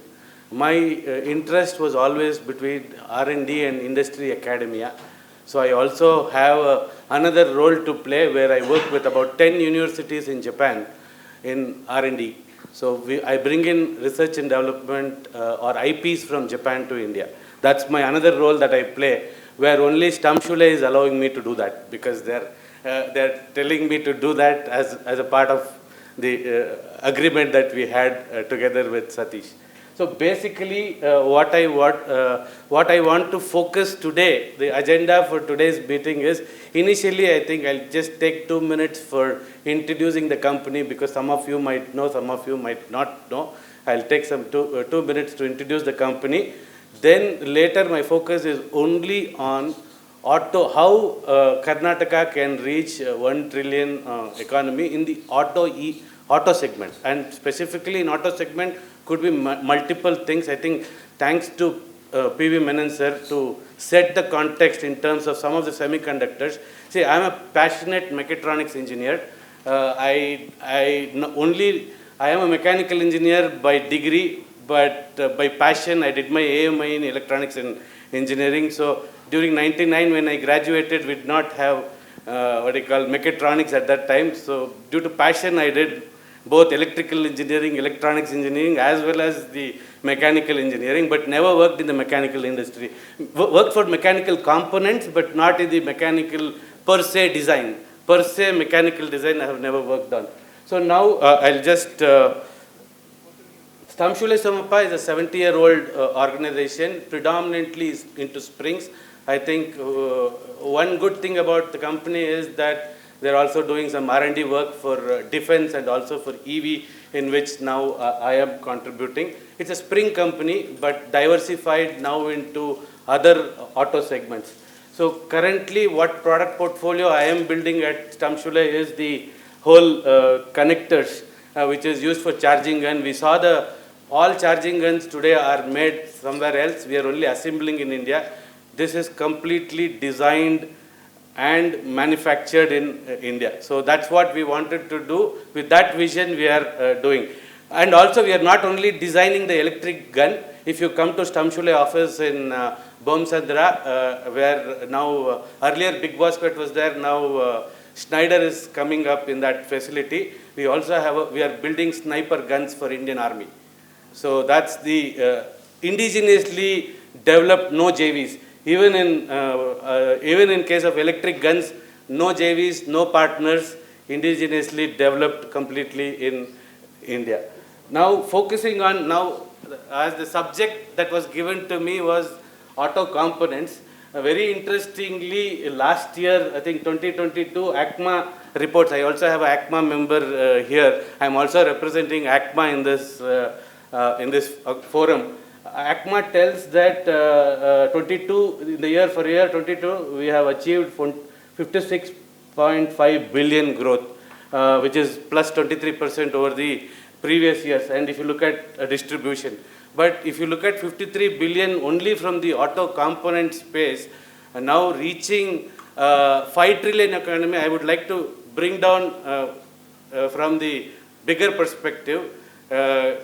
India has a goal for 5 trillion economy and Karnataka has a goal for 1 trillion economy. So if you look at from a GDP perspective, about 49% of the GDP comes from transportation or from the auto segment. So which means 2.5 trillion has to come from auto segment. And in 1 trillion, if you want to achieve 1 trillion for Karnataka, then 0.5 trillion has to come from auto segment. If 0.5 trillion has to come from auto segment, it is also an opportunity, but also as a challenge. How it is an opportunity, I would like to touch upon now because I am here to talk about the positives. I think my next speaker will speak about the challenges. So there was a survey done. By PwC. In the PwC survey, which was done in Indonesia, I'm not taking an Indian survey. This was a survey done by PwC in Indonesia with all the people across a particular targeted segment. They found out that digitization is the new trend people are looking in the car. Digitization. They want the car to be digitally accessible. It should have all the digital features. The second most important thing is lightweight. They want it should be lightweight.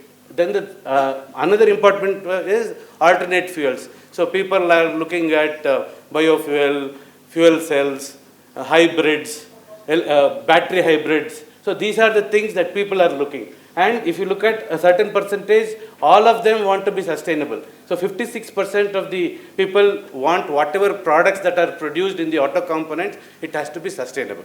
So if you have to, the product which is the car, for us at the end of the day it is a car.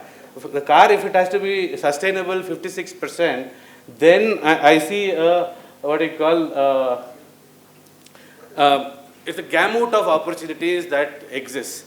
From a gamut of opportunities that exist, right from research and development to prototyping to pre-development to series development to pre-series and vehicle and recycling. See, I have not taken only auto components because auto components also includes the hardware, software, electronics that goes into it.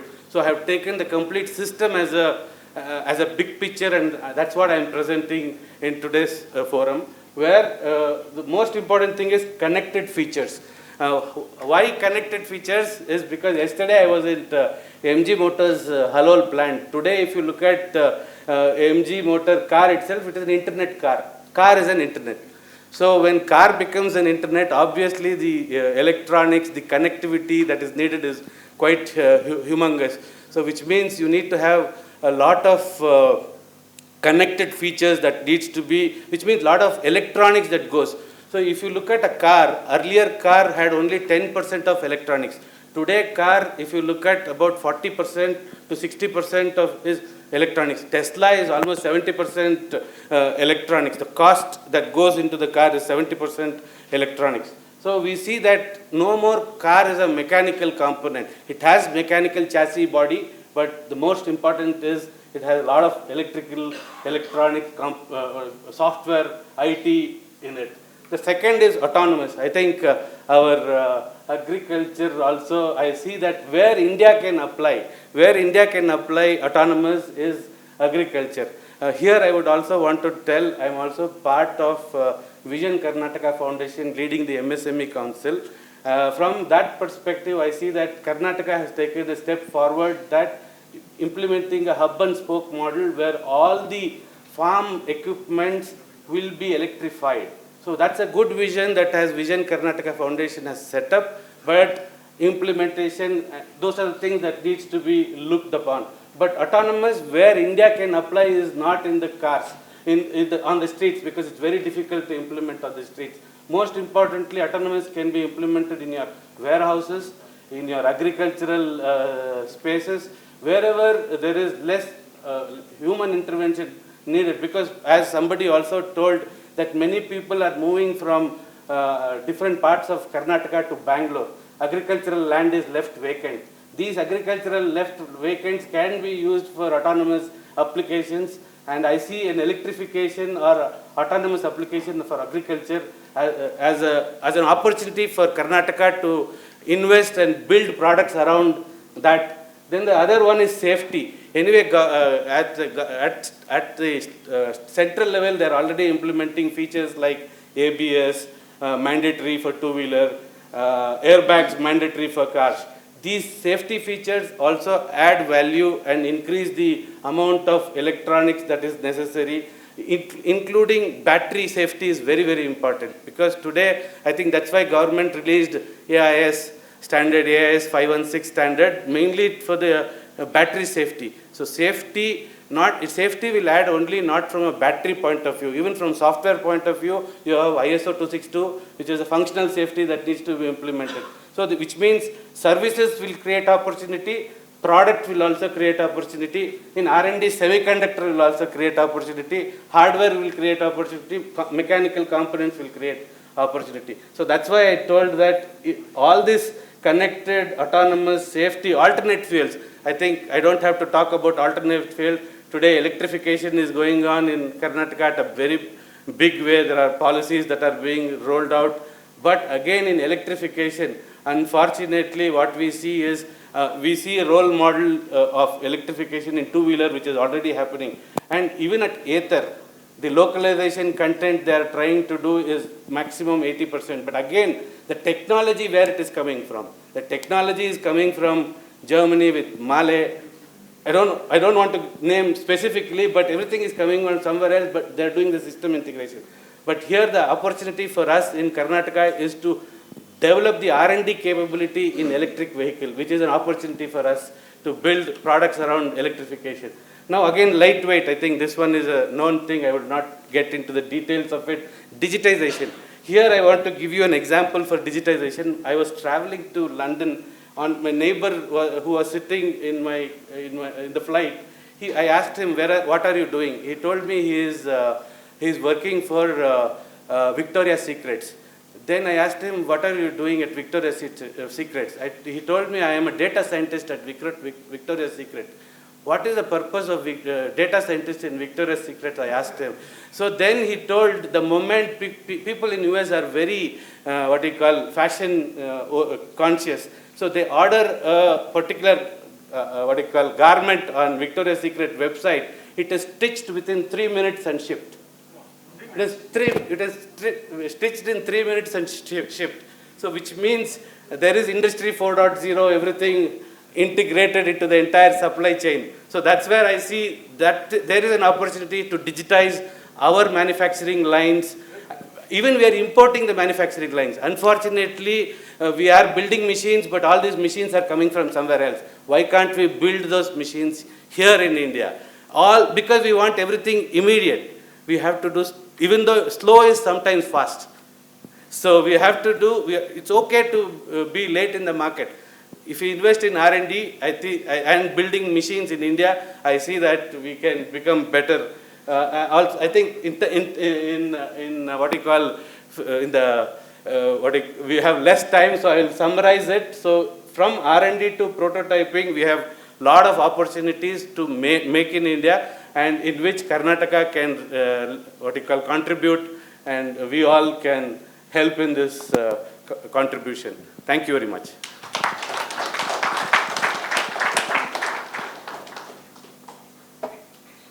Thank you, Mr. Swamy. Now we would like to invite upon Mr. K.R. Sekar, immediate past president, partner Deloitte Touche Tohmatsu India LLP, to give his address. Good evening, ladies and gentlemen. Speakers before me were all manufacturing people, and they talked a lot about manufacturing. I am neither manufacturer. I am only a manufacturer of data, not anything else beyond that. You got a call yesterday morning. Somebody said they got a call yesterday morning because somebody was not there. Ravindran called me yesterday morning, 9:30, Sekar, you have to speak today at 3 o'clock. Yesterday, of course, he blocked my time. The topic he was assigned to me yesterday morning. And I told him, Ravindran, what are the topic you want, I will speak. It's like student writing composition about a cow. A student like me was a Dumbo student. Teacher asked the student to write something about cow. The student said, I do not know anything about the cow. Teacher told the student, you write whatever you know. So the student, a Dumbo student like me, wrote about coconut tree for 1.5 pages. And the last line the student wrote, the cow is tied to the coconut tree. So, like that, Ravindran has given me a topic on startups and startup ecosystem. So I will try to map it around that. But if there is anything good, credit goes to me. If anything wrong, debit goes to Ravindran. Jokes apart, it's a great initiative under the chairmanship of Ravindran on Karnataka $1 trillion. The speakers from the government, they talked about the competition from Telangana, Tamil Nadu, Maharashtra. And they've forgotten about Uttar Pradesh. And Uttar Pradesh is fast catching up on all the areas. And the road shows that what Uttar Pradesh has conducted in the last 6 months in all over India was phenomenal. And if Uttar Pradesh is continuing to do the road shows, the manner in which they are doing it, Karnataka is 3 now, after Maharashtra and Tamil Nadu. In my view, it will go beyond Uttar Pradesh, and that is my worry about Karnataka. Let's admit the fact. Unless we admit the fact, we can't achieve $1 trillion. Otherwise, $1 trillion will be only in the PPTs and in the papers and the research reports. People talked about various things. Parasuraman talked about beyond Bengaluru. The earlier speaker talked about auto industry. In fact, I was speaking to one of the leading auto giants. They said 70 to 75% of the auto now are only in technology based. barring the 4 tires that goes into that. Even the tires, they have a lot of technology into that. Earlier, as a manufacturing, the manufacturing company used to spend 5% and 10% on technology, that too for the financing, getting the ledgers and cash vouchers 10 years back. Today, every manufacturing organization spends almost 72% on digital and technology. Now, with the kind of digital and technology that is going in, Karnataka, being the technology capital, is facing a tough competition from Telangana, Tamil Nadu, Maharashtra, and I don't know people who have gone to Uttar Pradesh recently, the Noida and Gurgaon, you can see the development that is happening there in Noida and Gurgaon. We are lagging behind. 2 challenges from Karnataka's side. First challenge is that the urban infrastructure. If we need to improve the IT infrastructure and the technology and the startups, we should have a solid urban infrastructure. Our urban infrastructure is lacking. If Parasuraman has to travel from Kengeri to the Bangalore airport, it will take 2.5 hours. Instead of that, he can travel to Chennai and then take the flight there, rather than he going all the way from Kengeri to airport. The urban infrastructure is very bad. And most of my clients who comes from outside India, Sekar, would like to meet in hotel near the airport itself so that we don't have to come all the way to the city. Or you come somewhere closer to the Windsor and then we'll get back. The first improvement is the urban infrastructure in Bangalore, because if you need to have a solid technology capital and IT infrastructure capital, urban infrastructure needs to be improved. I did not see anything from our government speakers about urban infrastructure, and that's one area of disappointment for me. Now, if you look at the startup ecosystem, just few statistics for our purposes before I go on to the challenges. The total startups as by the Honorable Commerce Minister in the Parliament is at 84,000 startups and creating 7 lakh jobs across India. The 84,000 startups has attracted investment of 136 billion, out of which 5 billion is in the seed stage, 32 billion in the second stage, and 92 billion in the later stage. Out of 84,000 startups, Bangalore has got 40% of the startups is coming up in Bangalore. And startup contributes 4 to 5% of India's GDP at this point of time. And the vision of the government is that Karnataka government vision is to have 10,000 startups by 2032. And the government of India's vision to improve the startups at least by 7.5% of the GDP. Now, if you look at the unicorns, India has got 104 unicorns, out of which 30 unicorns is from Bangalore, 30 to 40 unicorns is from Bangalore. And alternative investment fund that has come in the startups is 14,077 crore, out of which 88% of the alternative investment fund has gone to 5 states, and Karnataka has got 4,687 crore. There is a statistics. Now, if you look at the startups segments that comes out, the predominant segment is technology across all the domains, fintech, healthcare, hospitality, and off late, I am seeing a lot of startups in agro-based manufacturing. Now, with the kind of startups that is being done, and there's a statistics that is there in the report of Prime, which is done by 314 Capital for Karnataka government on $1 trillion economy. The number of engineers we have is around 2.1 billion engineers, around 2.4 million engineers, sorry. And is expected to grow in the 2 to 3 times in the next 4 years. Now, with the kind of young intellect and the young mind that we are having, if the startup ecosystem has to be surveyed and has to be enhanced, the first challenge for the startups is all the young mind has got a major challenge, they don't have the patience. They're all impatient people. And what is the impatience? The number of compliances that a startup guy has to do is almost 149 compliances. In the last budget, Honorable Finance Minister said that she'll have a unified information system. A person, startup is based on intellect and the mind. A person has to create a product, innovate a product. Instead of creating an innovative product, the person is going to do on compliances for a business which is not yet commenced. Then he will not be doing innovative mind. So somewhere the government needs to take a step, make it one single compliances, let that entire compliances go for all over the departments, be it central department, be it a state government department. You have a Department of Statistics. If you go to Department of Statistics, they will all collect only 1970 to 2020 information.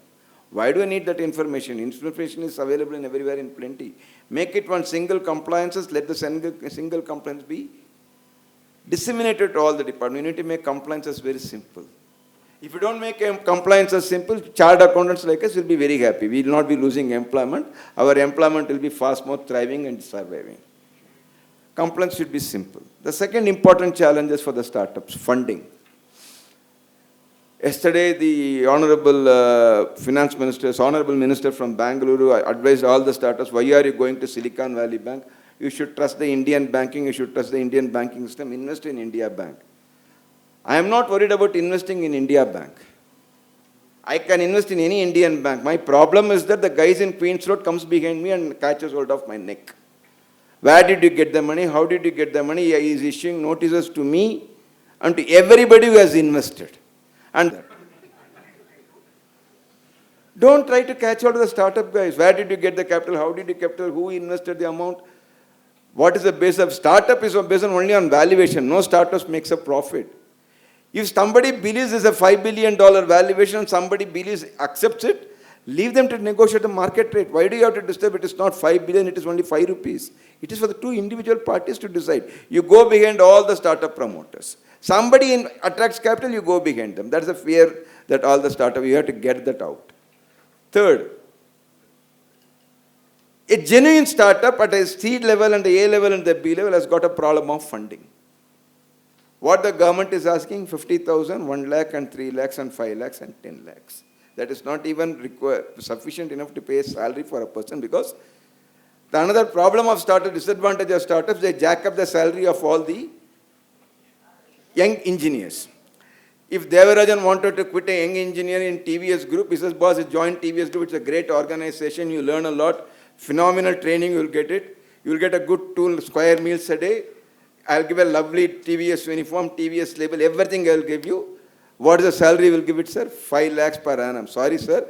A startup is offering me 15 lakhs per annum plus stock options plus ESOP, which will take me 1.5 years. In the 2 years, I'll become a multi-crore.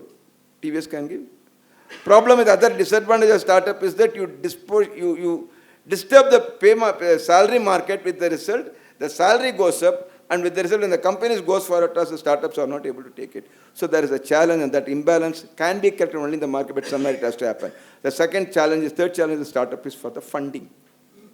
Somewhere the funding has to happen, and I don't want to make it as an income tax session. Income tax law, every available provision got plugged for startups to raise a capital, with the result startups are at disadvantageous position.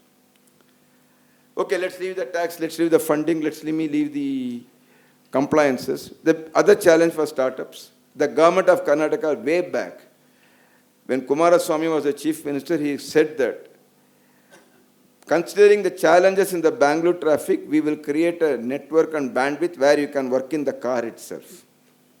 I remember that statement when I was meeting him. Today, as somebody said, Tesla only can provide internet. The government of Karnataka is not in a position to provide power. Forget about the internet. You need to improve the power situation, you need to improve the internet situation, because startups are the few technical mind and intellectual mind. They don't need a big office. They can sit in cafe coffee day or in any hotel, and they will work and discuss it across. You need to provide a proper working atmosphere. If we work can create a significant workspace, Government of Karnataka can also do the create a workspace for the independent intellectual mind. We started a great concept of ITPL. We started a great concept of technology park, software park. Let the government move away from that and create an innovative park by which the people have got a place. For example, if a person is a very intelligent coming from Whitefield, he has to meet somebody, he cannot do that. He needs to create somebody talked about satellite cities and towns. It's time that we need to do that. and more important for startups to be surviving, to be successful. It is not necessary only the central government should create a gift city in Ahmedabad. State governments can equally create a fintech cities in respective cities. Government of Karnataka should create a fintech district in at least 5 to 6 places. If we do that, ultimately technology that is going to dominate the $1 trillion economy. Rest is all, in my view, is subject of it. And the government of Karnataka should seriously consider it. And of course, Bangalore Chamber of Industry and Commerce, whether it is Ravindran or his successors, Devarajan or Vineet or anybody else, will all be happy to support the government of Karnataka. But time that let's forget about the traditional and the medieval way of looking at it. Let's look at the innovative way by which we need to make startups.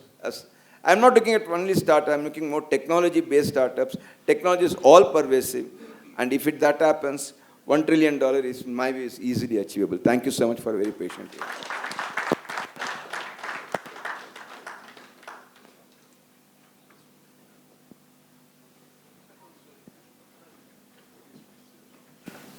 Thank you, Mr. Sekar.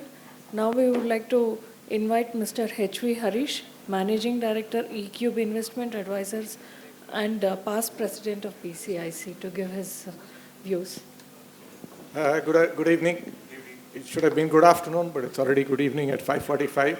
The session should have got over at 5, but we're 45 minutes late. So I will do some speed doing so that there is a panel discussion. Hopefully they will get some time. And can we start the presentation? So I thought that, there was sector coverage. So I thought instead of covering any sector,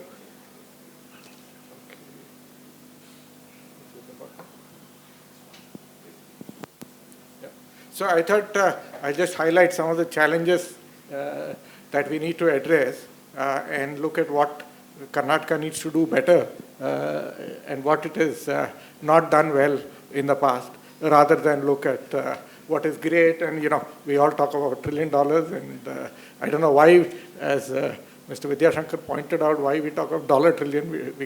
Why can't we have an equivalent rupee number instead of a target of $1 trillion? But anyway, that's separate.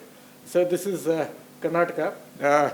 Clearly, when we all talk of Bangalore, Karnataka, we all sit in Bangalore and assume that Karnataka is Bangalore. There is a huge difference between Bangalore and the rest of the Karnataka. Per capita income with Bangalore is 2.2 lakhs, and Bangalore itself is around 5 lakhs.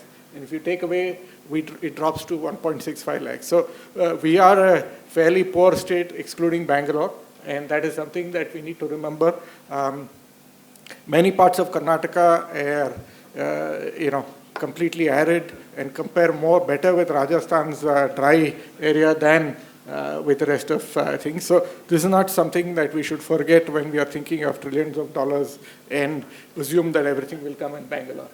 I think, again, agriculture, we are pretty poor and among the bottom states.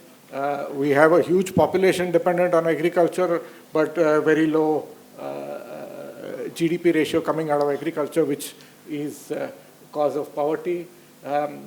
Look at the number of factories. Again, I think people have kept on mentioning Tamil Nadu.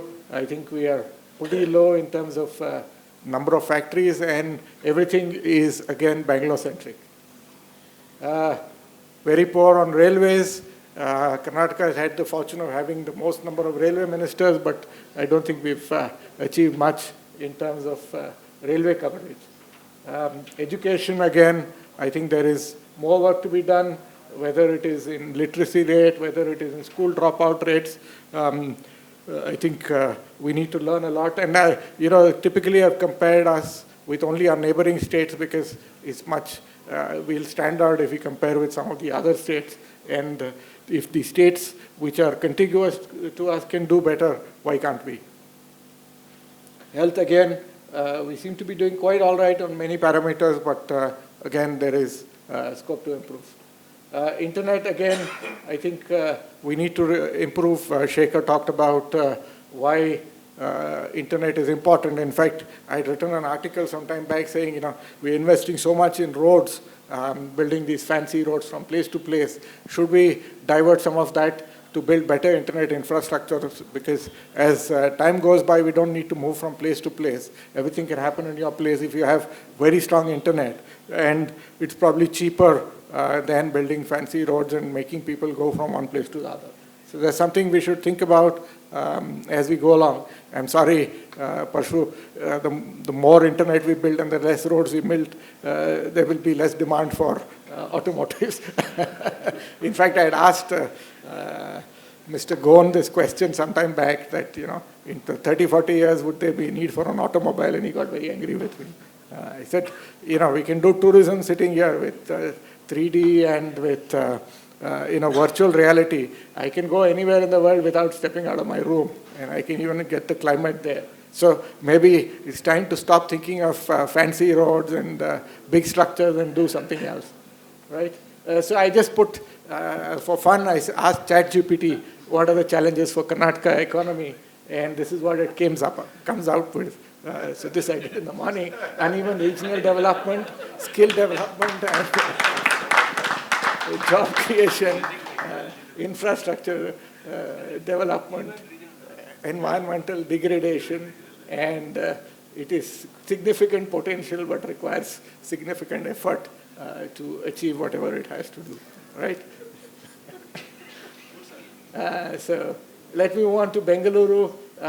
Again, if you look at the data of Bangalore, the shocking thing is we have 1 crore of vehicles but 6,000 buses. It clearly means 6,000 buses out of 1 crore vehicles in Bangalore. It clearly means that there is low attention paid to public transport of any sort. Our metro is coming up, but it has a long way to go. And it clearly means that more investment is required in public transport, but we are much fonder of building flyover after flyover to encourage more and more people to acquire vehicles, and traffic takes forever to go. This suburban train is a project which has been going on ever since I came to Bangalore in '99, and I remember GMCI and BCIC. On average, every year or two, we'll hold a seminar on where is the suburban project. I think we can still continue to hold. At least it gives some occupation for seminars, if not the project itself. So again, we don't pay attention to pedestrians. All our roads are more focused on people who want to drive in fancy cars like us. So we call double engine quite often nowadays, but I call Bangalore the single engine for Karnataka and probably for the rest of India in terms of contribution to GDP, contribution to GST, contribution to income tax, but not getting equally back in terms of resources from anywhere else. So finally, my pet peeve, Dr. Ravindran knows this, but I thought I will mention it every time I get an audience, which is delimitation. We are all looking at 2026 is the year when delimitation is an exercise that can be conducted by the government of India. Hopefully, they will postpone it. The basic concept was that the population per member of parliament needs to be equal across the country. And the last delimitation was done in 1971. Unfortunately, the southern states and some of the better states have been less productive than the poorer states in terms of number of people. And therefore, we will stand to lose a number of seats from here, and it will all turn up in UP, Bihar, and West Bengal. Now, what it means is clearly the share of voice that the better states get in the national polity will reduce, and therefore we contribute the money and they take the benefits. Something that we all need to be aware. I don't think most of us are aware of this. So I keep saying this regularly so that when we talk to our people who listen to us in the political system, we need to tell them, this delimitation needs to wait. Thank you very much. So I've done well on time. I think I finished in 5 minutes. So thank you. we would request you to present the memento to Professor Narendra Pani on behalf of BCIC.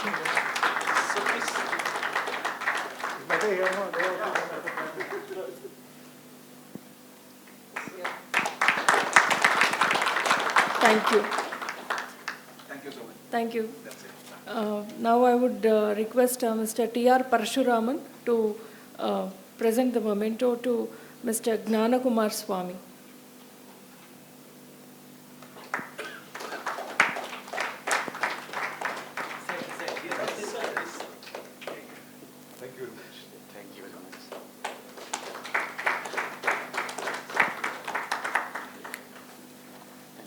Can I request Dr. Devarajan to present the memento to Mr. PVG Menon?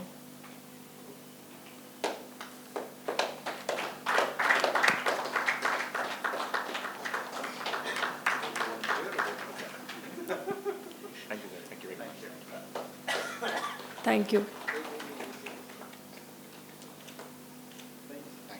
Thank you so much.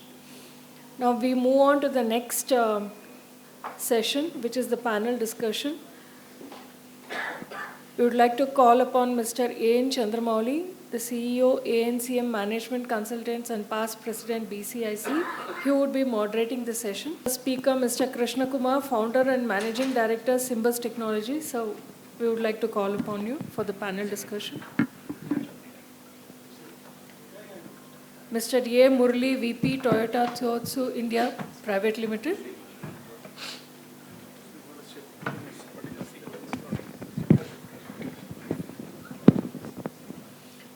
Mr.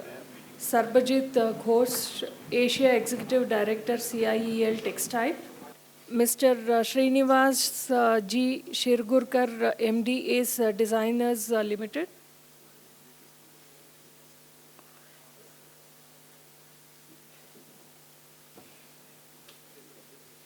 Mr. Jagdish Sunkad, the CEO, Kanakadara Agricultural Innovations. And Mr. Vineet Verma, Director, Brigade Hospitality and Vice President of BCIC.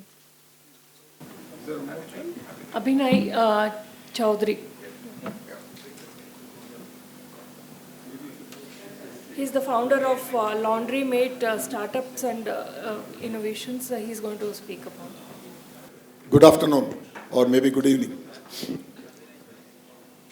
We've been patiently waiting for this session. I may request the organizers to arrange the tea on the table, because people will be, after a cold room, we require a tea now. Yeah? Good suggestion. Yeah? Please deliver it to the table.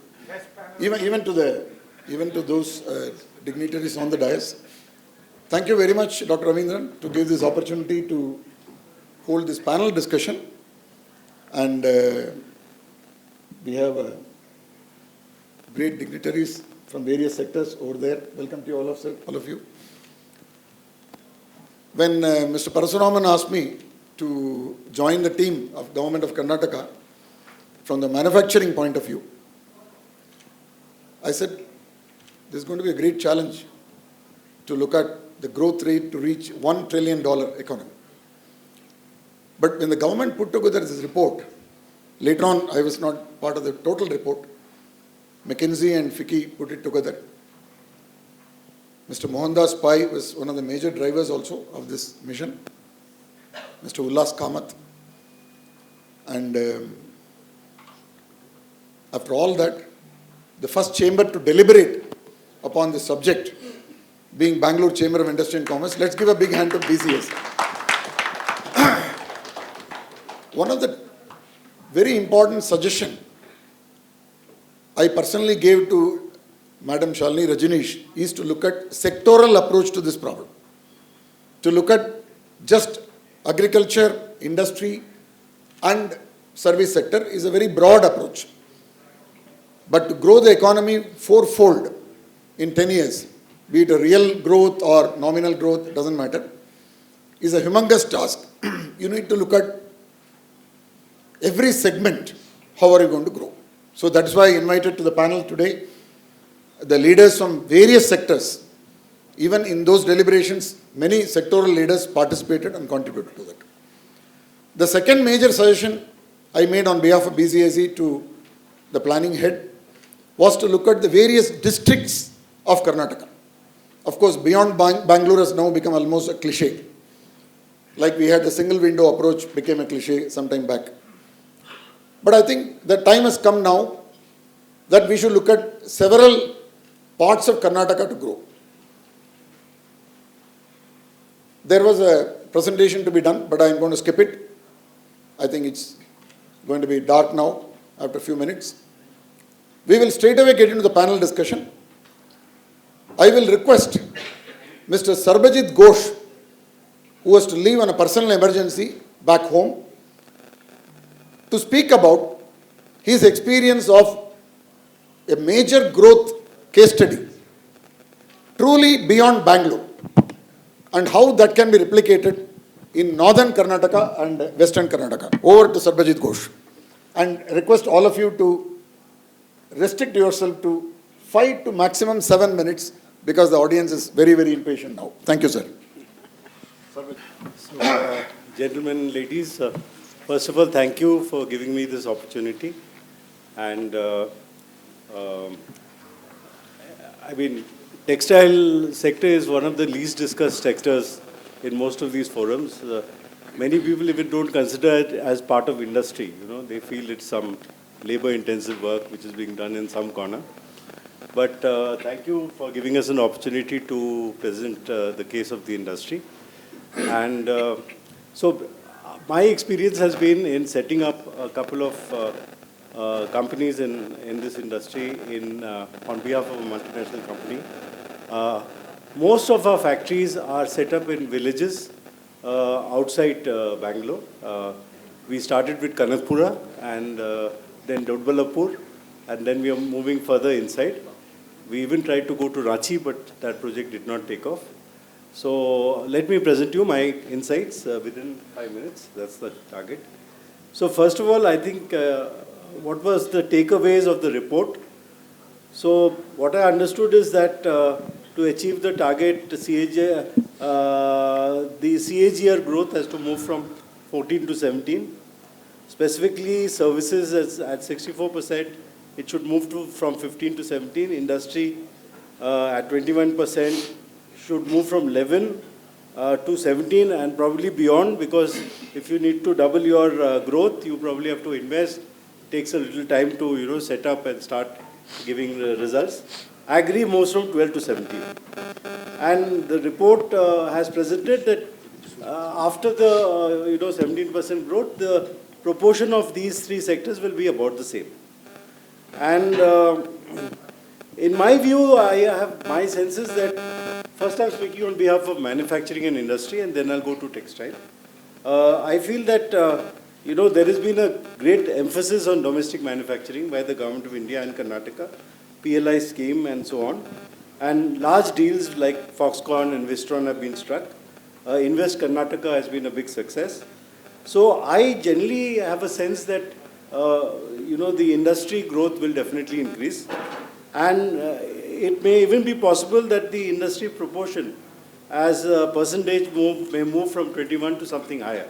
That is my sense, and that is my fervent desire, because I feel that there is a huge imbalance in terms of service and the other sectors of the industry. In terms of policy interventions, there's been talk about conversion of residential areas, benchmark incentives with other states, GST subsidies, MSME funds, use of industrial land, promoting private sector investment in setting up hubs. Now coming specifically to the textile and apparel, I think the relevant policy intervention suggested by the report is benchmarking incentives with other states. Some of the other suggestions, I've seen the report in detail as well. I could not relate to as an industry person. Now, so basically I don't find any specific takeaway for the textile and apparel sector in the report. I think, as we said, that if we look at a sectorial approach, we'll probably get a better feel of how the growth is going to happen. That narrative has somehow got lost in the final report. It doesn't seem to be there. It seems to be very general. Now coming to the textile and apparel industry, we have a few mills which are probably among the best in the country, Shahi, Himmat Singha, Saide, Gokak. But that part of the business, the value chain is very small. The bulk of the industry is in garmenting, which is again high employment generation, low investment, labor intensive. And then again I see a disconnect because when you talk in terms of trillions of dollars and not even rupees, somewhere I think target should also be set in terms of number of jobs created, because in a country where we talk about jobless growth and high unemployment and the dividend of the the young people, somehow that target, if it is kept in mind, the relevance of industries like textile and apparel become higher. The other point to note is that in textile and apparel, a very large portion of the industry is in what is called the unorganized sector, small companies, which actually don't get captured in any of this data. So the reality is that probably the iceberg is much bigger under the water than what is seen, Now, just to give you a feel, our export business in the country is about $16.5 billion currently. Bangladesh, which is a much smaller country, is at 45 billion. Just to give an idea how well we have progressed. And I keep saying that we have more seminars on how to improve textile apparel exports and actually, improving the exports, Our growth has been zero over the last 10 years. It's been up a little bit, down a little bit, but it's been zero. Karnataka has been steady at 10 to 12% of this.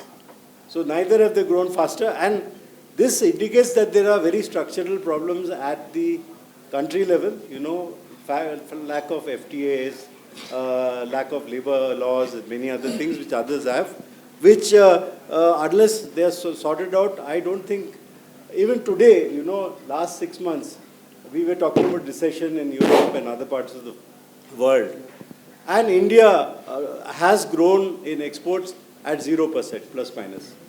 And Bangladesh, which is also exporting to the same countries, which are having recession, they have reported a growth of 16%.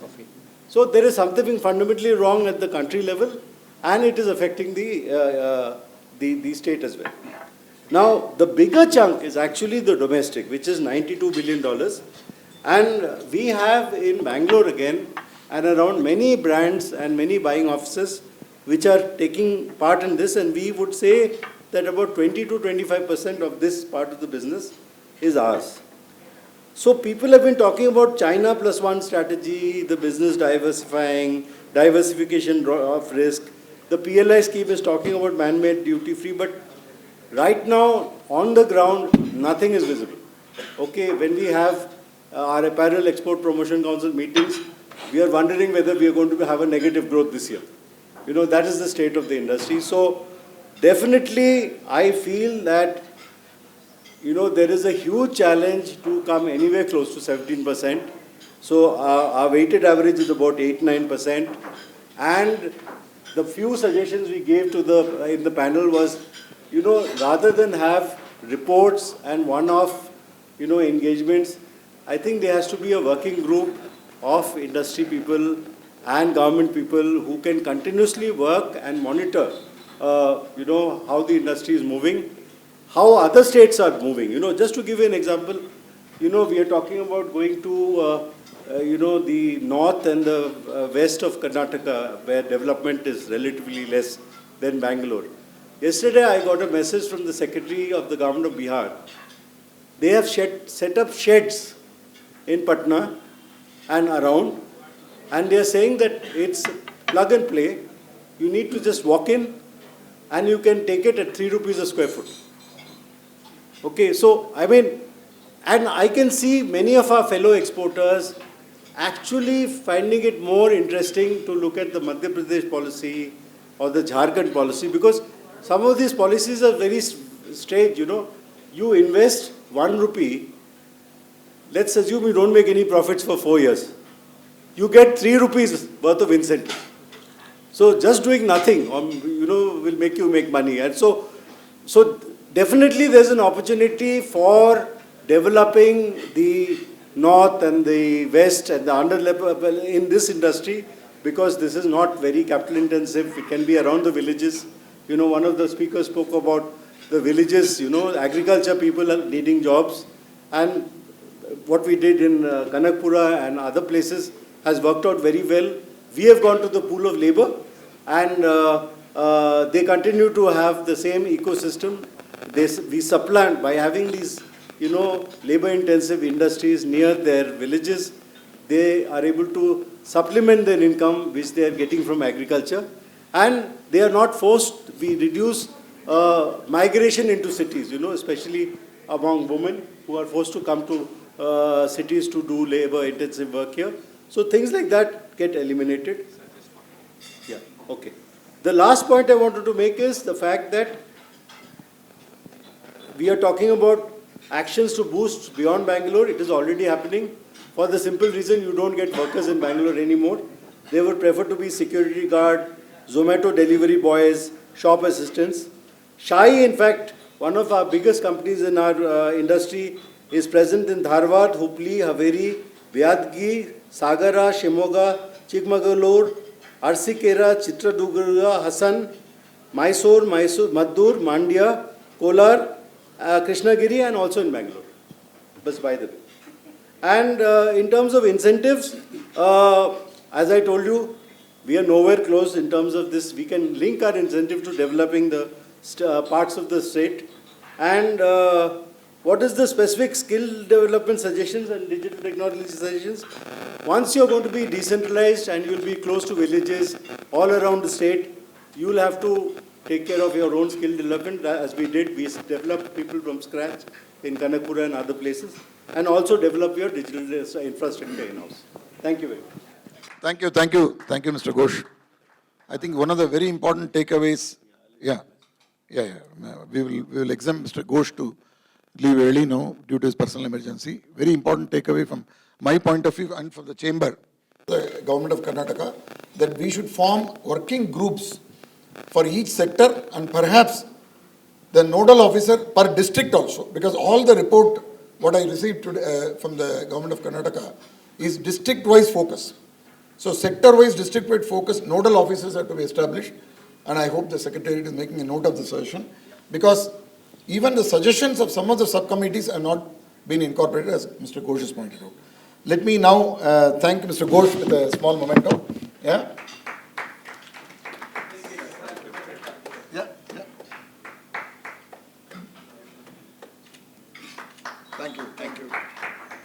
Thank you very much.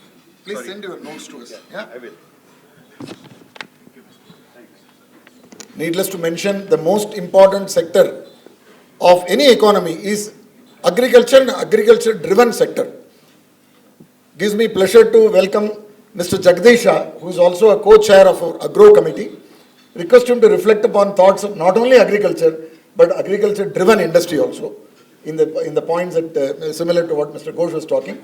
Yeah, you can sit there and do it. Yeah, I just took this opportunity to sit in the corner here. Yeah, you can very well sit there, be comfortable. Thank you, sir.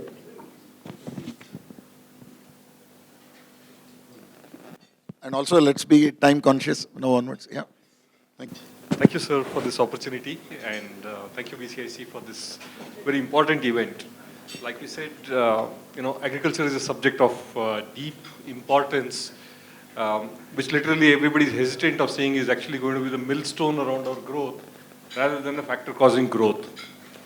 So I want to just share some, my insights out of the document that was created, and some words of hope for us to be positive about this entire thing. I'd begin with really the fintech developments that are happening both in the country and in supportive of Karnataka. A very specific case of a startup that has worked in Karnataka I want to highlight to the esteemed audience here. When a farmer wants loan, he typically goes out and gets his papers, prepares the application, goes to the bank. The bank takes the same application, same documents, goes to the same Tahsildar's office and re-verifies this. It takes 2 months. Farmer spends 2,000 rupees, bank spends 2,000 rupees. and it takes 2 months to get your loan. A company in Bangalore called What's Loan has digitized the entire process during COVID.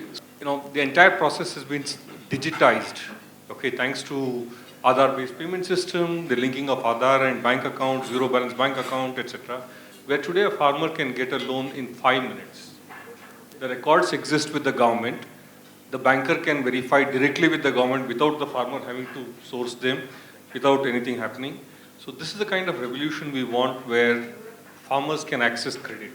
A very noteworthy point raised in the document for $1 trillion economy is about improving the credit to the farmer.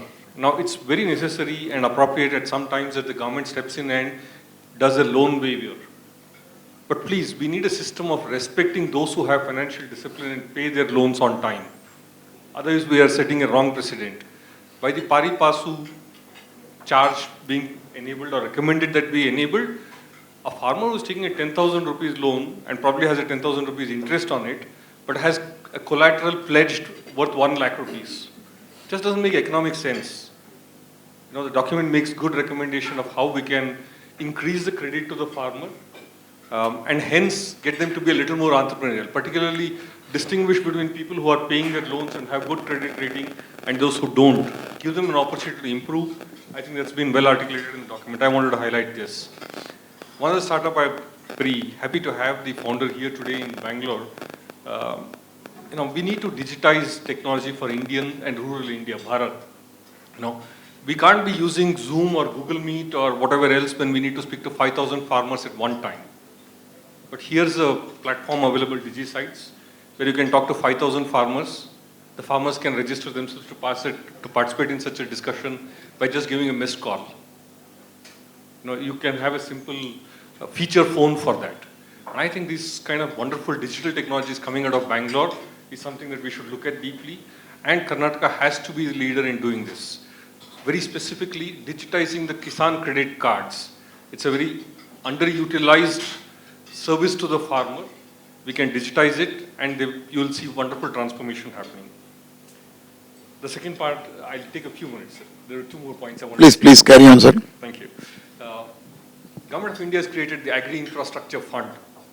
We need to dip into this, we need to utilize this. What agriculture needs is better markets.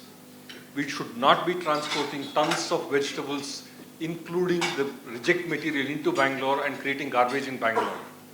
We need to work on and create pack houses where clean graded vegetables get graded at the village, and only those where e-com has been well developed will only give the package ready to consume parts of vegetables. This will create great employment opportunities in rural space. Fund is available, people are available, opportunities are available. Some entrepreneurial spark is required. Just an example so that this registers to you. If I take tomato as an example, about which is one of the important crops, particularly around Kolar, out of 365 days, only 30 days the price falls down. 30 days the price is extremely expensive. 300 days it's good for the farmer, it's good for the consumer.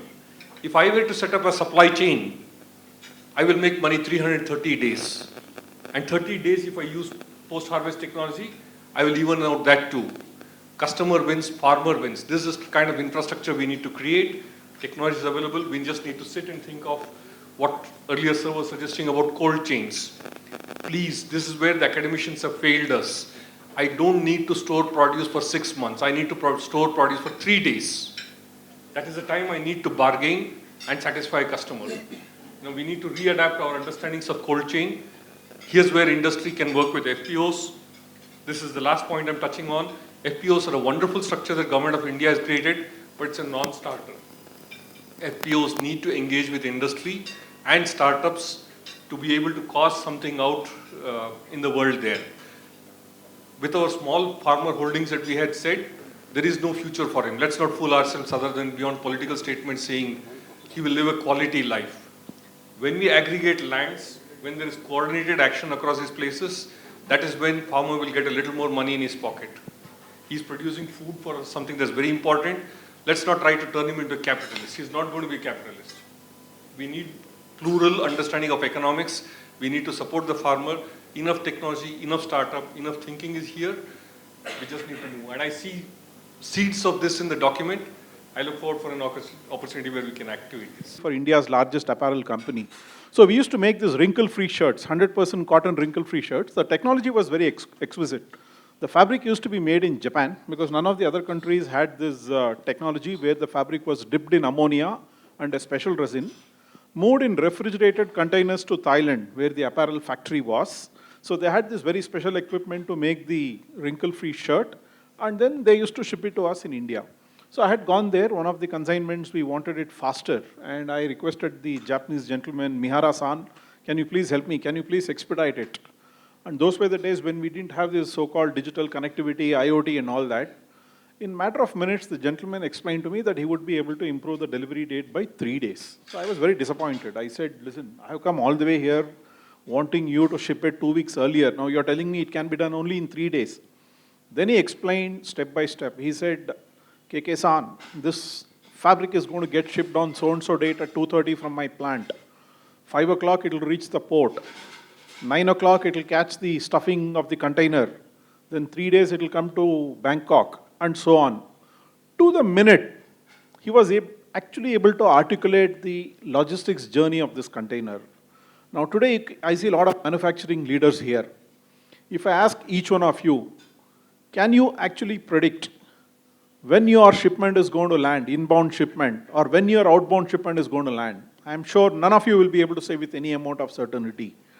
Now, what is the point I'm trying to make? Before you start wondering what is that wrinkle-free shirt from Thailand, Japan got to do with 1 trillion economy, my point is very simple. We all talk about pumping billions of dollars in manufacturing, right? Today, supply chains are connected, and they are the glue which ensures that your investments in huge manufacturing facilities bear fruit, because unless you are able to get raw materials in time, consistently, with little variance, and unless you are able to ship on time to your customers, promising them the date and sticking to the date, all these investments will go down the drain, right? So that is the point I want to make. Now, how do you measure whether Karnataka is actually there in terms of ease of doing business when it comes to logistics? Now, there are 2 reports which the Government of India has come out with. And unfortunately, I find that this 1 trillion document has not made any reference to the report. So what's the first report? It's called as LEADS, right? So it's basically logistics, ease of across different states. That is what the report is. It basically measures the infrastructure, measures the policies, and measures the availability of services, right? For example, if I'm running a factory, am I able to get transportation quickly? Is there enough, let's say, capacity of trucks and all that? 2, does the consignment move quickly? If I have to catch a vessel in, let's say, Chennai or whatever, Bangalore, whatever, does it take time? 3rd, policy. Does it get stopped by all those inspectors and all that demanding whatever to let the consignment through? On this 3 basis, Karnataka is now 8th. In 2021, it was ranked 8th. And in 2019, we were actually 7th, so we slipped to 8th, right? So that's the first point. So ideally, if I were to set a vision, I would have said I want to be in the top 3 in leads, and then accordingly formulate policies to reach there. Second point, we have the National Logistics Policy. The Prime Minister is driving this policy, right? Now we have a double-engine government. Now I don't know, elections are around the corner, whether we'll have a single-engine government or a no-engine government or a double-engine government. But the fact is, even with this double-engine government, the share of Karnataka in infrastructure, especially rail infrastructure, the NLP talks about multimodal infrastructure, it talks about dedicated freight corridors, it talks about the Gati Shakti project. Our share is abysmally low. We contribute a significant amount of GDP, we contribute a significant amount of taxes, but we are not able to get a fair share from a government which is supposed to be part of the double-engine government. So unless we set all these structural aspects and address them head-on, my fear is this 1 trillion report will just be an Excel report where you take number, multiply, then extrapolate, divide it across cells, and up and down, ho gaya 1 trillion. So that's my limited point. So there are a lot of structural issues, and I think there was fantastic points made by Professor Pani. He said, don't try to force-fit a growth model which is not suitable for Karnataka. I mean, if the whole growth wants to go south, hopefully more and more towards Electronic City, Tamil Nadu and all that, make sure that you pick out 1 or 2 winning horses and bet them, because you can't make all the districts win. Pick out 1 or 2. There are also sustainability factors. For example, if we talk about easier access to Mangalore port, it is not easy to build a superhighway across the Western Ghats. You are going to damage a fragile ecosystem, right? So keep all these factors, pick up 1 or 2 points, bet the horses, and there is nothing wrong in reaching 1 trillion if services contribute 90% of your economy. Doesn't matter. That's what this thing is. Play to our strengths. Yes, manufacturing is important. We need to invest. We need to double the growth, 8 to 16, but doesn't matter. Create the right environment, right policies, back it up with support, and I'm sure we'll reach there. Thank you. Thank you, Mr. Krishna Kumar. What is your take, Mr. Krishna Kumar, on the so-called Bangalore-Pune corridor, which we have been talking about for more than 10 years now? No, I think... And especially with respect to the defense corridor, which is fast coming up in Uttar Pradesh and Tamil Nadu, but not yet in Bangalore, Karnataka. Yeah, the mistake all of us make is we believe that the road network is the only mode of transportation, right? So as companies, you need to start thinking beyond road. Look at multimodal. There are dedicated freight corridors being done. So use a mix of freight, which is across road and train, to optimize your cost and time. But I think the way the Prime Minister is driving the infrastructure in this country, and he has taken it on a mission, and this is something which he is driving himself, and when he drives something, things will happen. It may take time, but he will cut across all the political barriers and all other barriers, and hopefully, let's look at the future, a very positive future where government will create the infrastructure, thus creating the right incentives for the private sector to go and create the capital formation, which is one of the biggest concerns, right? So I'm hopeful. It will take time. India, it always takes time, but it is something which is always positive. There is no rollback, basically. Yeah. I think your point is very valid, because if you have to go to North Karnataka and Western Karnataka and remove the imbalance of development in the state, logistics plays a very important role on that. Thank you very much. And I hope next time around we'll improve the rank from 8 to 7 back to 6, so on and so forth.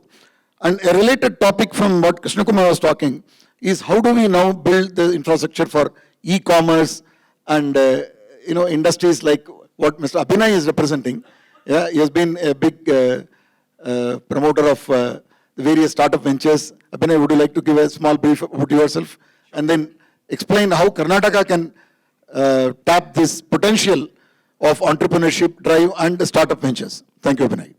Yeah, so I think what really plays in favor of Karnataka and especially Bangalore, I think, is the weather. So government doesn't do much, but still startup keeps booming here because the weather is so great over here, right? So that's one starting positive point, I think, for the city and for the state. But really, where the government needs to really play a role is and it has been talked so often, is the whole infrastructure bit. I mean, there are always funny, memes floating around Bangalore, wherein the startup, are building solutions to deliver grocery in 10 minutes, but the guy takes 2 hours to reach his office.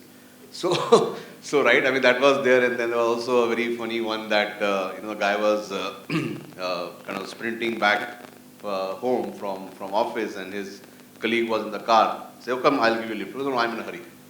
So I would reach faster home if I just walk as against, taking the car or lift. So I think that's one really, one factor which kind of is very, very critical for Bangalore to really do well. I mean, if you look at Bombay, look at Gurgaon, are really the competition in terms of the startups, right? But as I said, what factor which really works in favor of Bangalore is weather, and then also the talent pool, right? Because of so many, multinationals who have set up, and then the whole success story around the startups from the first wave of .coms, 99, 2000 onwards. So there's a talent pool, there is good weather. Only thing which is missing is infrastructure. And then second thing which talks about in the report is the whole ease of doing business. I think that is one very critical aspect. I think another speaker talked about in terms of ease of doing business, right? So the amount of, compliances, all of that, if those could be really eased, right? Because you want to just build something and don't keep running around offices getting various kind of, approvals and compliances done. So that's another factor, I think, which needs to be looked at. So with infrastructure and ease of doing business, I think more and more startups will come. And startups also need to be looked at by not just one, kind of a blanket thing, okay, startup is a startup. You have to also look at which are the startups which really help improve the overall, the productivity as in terms of general productivity of the individuals, because that's another way you can really improve your economy, where you can improve the GDP, right? So if somebody is doing a gaming startup, it's not really helping the productivity. It's actually bringing down the productivity because you are wasting your time, right? So you have to look at, I think, startups which help improve the productivity of the individuals, of the employees, and also the entire value chain of sorts, right? So you talked about the whole agricultural and the return to the farmer, right? So my earlier startup was Big Basket, wherein actually we kind of built the entire supply chain all the way from farm to the consumer, right? And did a phenomenal job in the fruits and vegetables in the online space. So by just selling online, we are number 2 retailer in the country. And everybody said when we started that, Indian housewives, online, fruits and vegetables, nobody want to buy, right? So 10 years, the whole thing changed because of the whole way you approach sourcings, sorting, standardization, and then bring quality to the customer, right? Add value. So I think there's also need to really evaluate startups from that perspective and then recognize and then support differently, right? It's not that every policy, one size fits all, you give everybody the same kind of a thing. Now, the second one I'm really working on is this whole, another chore. Grocery is a chore because we spend so much time buying it. Other chore is the laundry, which all of us need to really do. I mean, there's a thing I read, which I have read in my presentation, is that sometimes you may feel lonely, right? But laundry is always going to be there for you. So that is something which we need to deal with. And so what we have really built is, a very asset-heavy kind of a model. Dodhulapur, somebody talked about textiles. That's where we have set up our back-end facility. And the whole idea here is that, if you also look at from a productivity is one side, 2 is the resources side of it, right? So when we do laundry at home, the amount of water which we use, it's 70 liters per washing cycle. And that goes down the drain. What we are doing is we are recycling 40% of that, right? So you save water as a resource, right? So, so that's the bit. It's a very, very, a scale business, right? It's a startup. People talk about startup always as, asset light, technology driven, but it's asset heavy, but kind of, that's the way you have to do to be able to kind of change the whole habit, wherein you have to bring it at a cost wherein the customers who are paying today whatever the way they are doing don't have to pay too much more than what they're currently. Otherwise, they will not change, right? So hence, it has to be like a real asset-heavy business wherein you bring down the cost of doing, right? So as part of bringing down the cost, there are other elements as part of the infrastructure, right? So when we set up industrial parks, so we have set up our facility in industrial park, but there is no, for example, the gas supply, right? So, if you want to really do a clean energy, right? Instead of using boilers, using firewood, you need to have electrical fired boilers, right? So, but there is no no gas supply over there in that industrial park, right? Similarly, the availability of water, availability of some of the common infrastructure like central, ETP. So, government, when they set up these things for a certain particular sector, they need to really cater to all of those additional requirements of the industry. That's when they can then really. There was a CETP set up for the apparel park in Dodhulapur, it's not functional. So you end up setting up your own CETPs. Every guy is setting up their own, effluent treatment plant. If I may add a point here, with all this experience you have in and around Bangalore, you set up the starting of the project. But would you like to look at expanding this project, where you are converting the unorganized sector into organized sector, yes, literally, to other parts of Karnataka? That's another thing we are coming. Again, we are coming to new industries coming around Dodhulapur and Bangalore. Yeah, on that, part of it, which is the unorganized to organized, this laundry as a business is very, very highly, fragmented and unorganized as of now, right? So because most of it is all, people are not paying any rent, people are not paying any GST, and just going on in a very different way, right? Whereas the way we are approaching it, obviously, is organizing the whole space, right? So that's one aspect of it. But the main markets where, this kind of, let's say service works, is primarily tier 1 and tier 2. So we won't be able to go to tier 3 and tier 4 because the market size is such that, but we can definitely go to tier 2. We can go to Mysore, we can go to Dharwad, some of these places, but not to tier 3 and tier 4. But definitely converting the whole unorganized to organized. So that's all I had to add. Thank you, Abhinay. Well, the mother of all industries is capital goods. We have the doyen of machine tool industry, Mr. Shirgurkar, with us, representing more than 10 to 15,000 crores of Indian machine tool industry. And I request Mr. Shirgurkar throw some light on how capital goods sector, which has been projected in the report as a major driver of the $1 trillion vision, can further contribute to the economy of Karnataka, and what are the challenges and bottlenecks you would like government to look at to remove these things? Thank you, sir. Thank you for the opportunity. Now, capital good machine tools, which is the mother industry, is, as I said, is generally 1% of the total manufacturing industry. But the total manufacturing industry depends on the machine tool industry.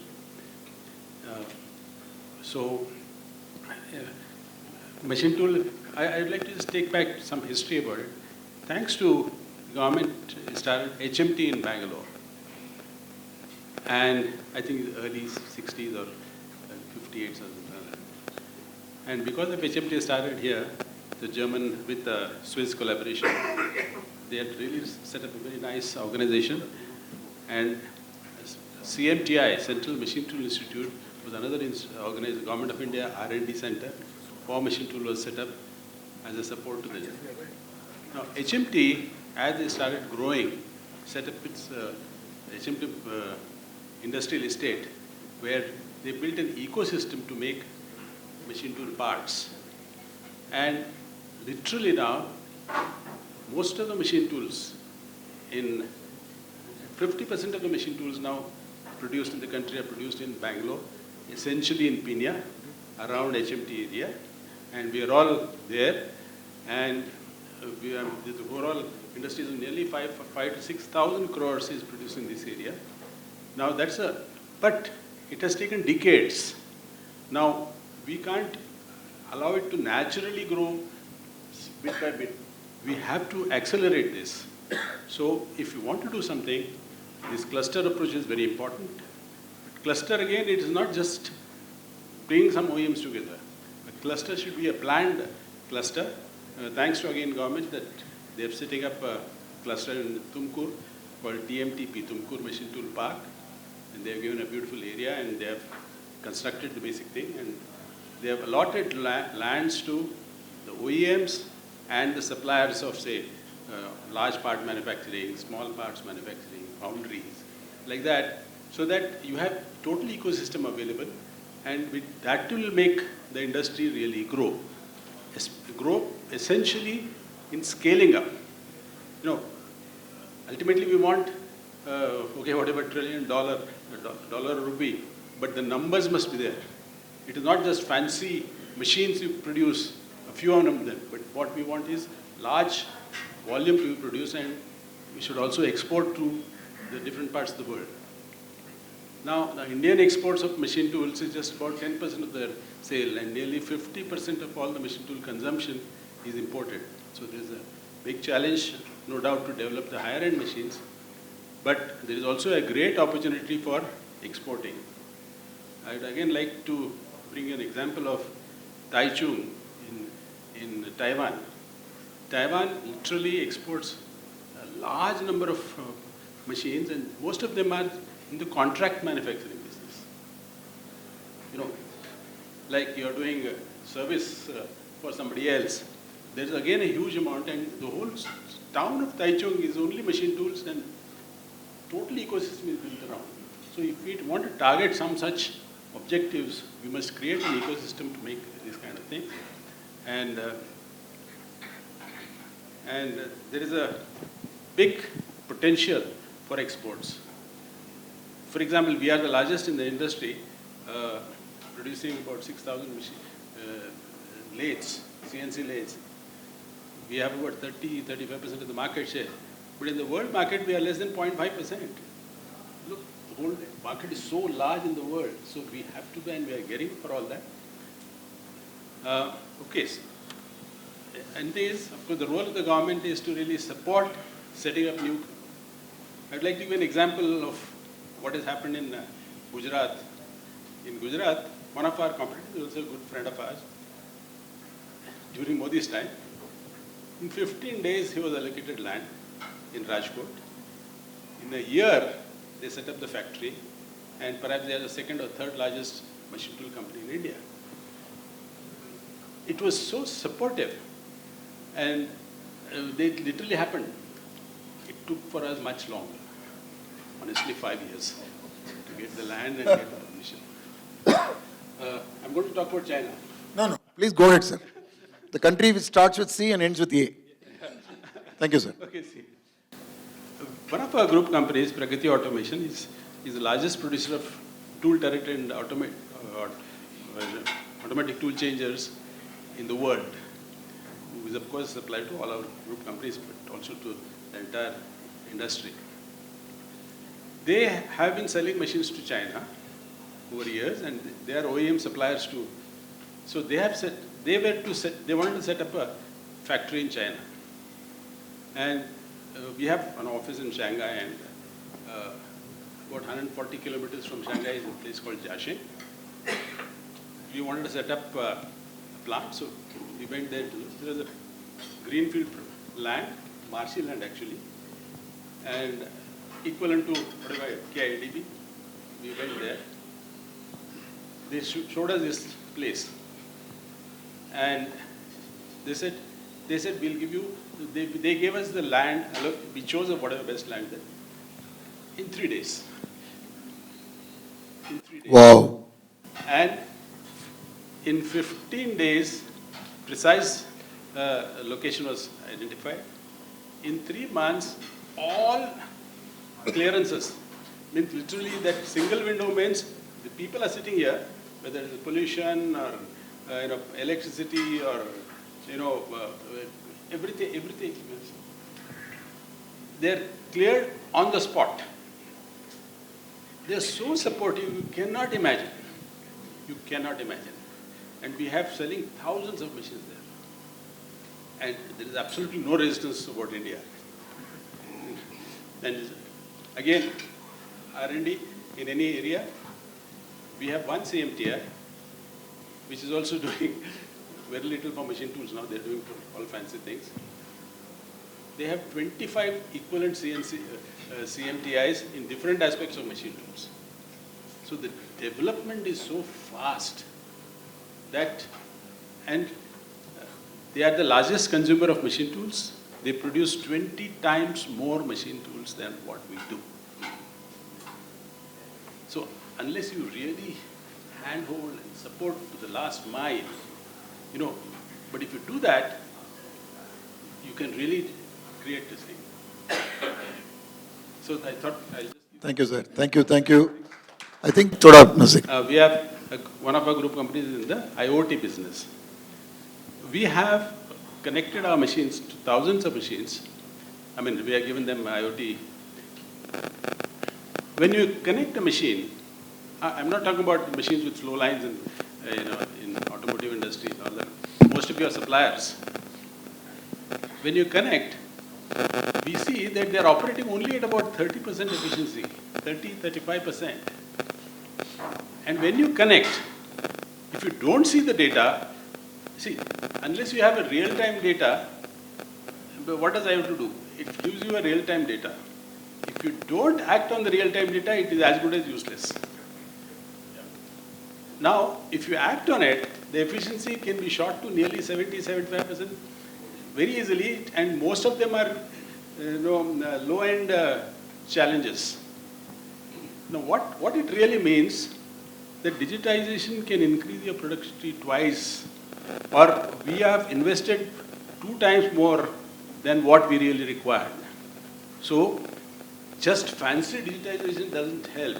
It has to be acted upon. Real-time data, unless real-time action is taken, it is of no use. These are personal experience of thousands of machines. Thank you. I think that also reminds me what Dr. Manjunatha said this afternoon, that there is a data revolution. But I also want to request government that let's look at implementing and acting upon the data. Yeah. Thank you very much, Mr. Shigurkar. I think all work and no play makes the Jack a dull boy. Yeah. I don't know whether my poem is right. And therefore, we come to tourism and hospitality. Murali, please. We have 2 moderators on the stage. Yeah, myself and Murali. Take a good photograph of us. Right? It's a twin head. Right? During COVID, I think Vinith had a major setback. and he was very active in representing why the industry is not doing well during COVID. But I think now his hotels are overfull. Over to Vinith. Please. Good evening, everyone. I was wondering, but then Chandramouli has kept the best for the last, I think. So I mean, I'm taking consolation in that fact. No, but having said that, I mean, before I start, I entirely agree with the gentleman here that Gujarat has taken a leap ahead, actually many leaps ahead. I'll give you my own personal example from our own group, that is the only state in India which has, within 3 months of promising an incentive, has actually issued an incentive and transferred it to our account. So, and the amount was not small, it was 15 crores. So that's the kind of philosophy they work on. But having said that, coming back to our own report, I've been through this extensive report. I'm carrying a few extracts as well. So I'm going to be sort of picking a few holes in that. Idea is to go back to the government with an agenda from our side. That's the whole idea from BCIC, I presume.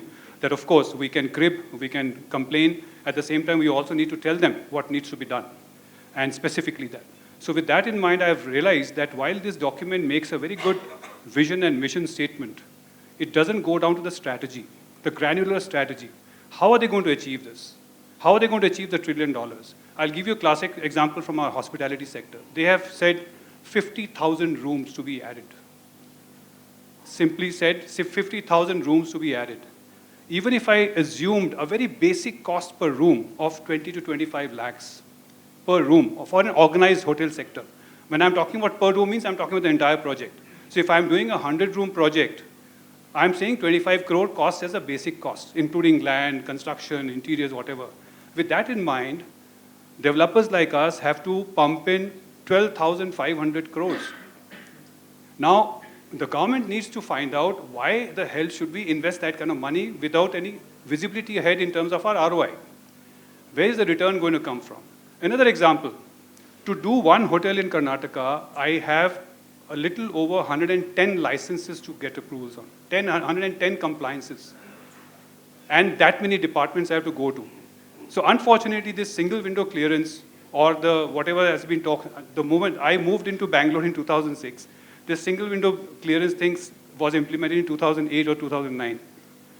Till now, the single window clearance actually means multi-level clearance. It opens many windows. It opens many windows. So we have been going back to the government saying that please make this single window clearance more effective.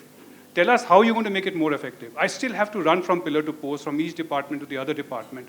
And there's no synchronization between the departments, unfortunately. So each speaks his own language. So I think these are the things that we need to bring up. Then you're talking about building up this convention center and making Bangalore the MICE destination. MICE means meeting, incentives, conferences. Hyderabad is way ahead of us, as you know, because of the Hyderabad International Convention Center. Bangalore only has this BIEC, and there's one in Whitefield, which is the older one. But we do not truly have any proper convention destination. Some years back, they floated this project very close to the international airport, where the builders were expected to pump in 1,000 crores to set up a convention center and a hotel complex over about 30 acres of land that KIDB was willing to give us.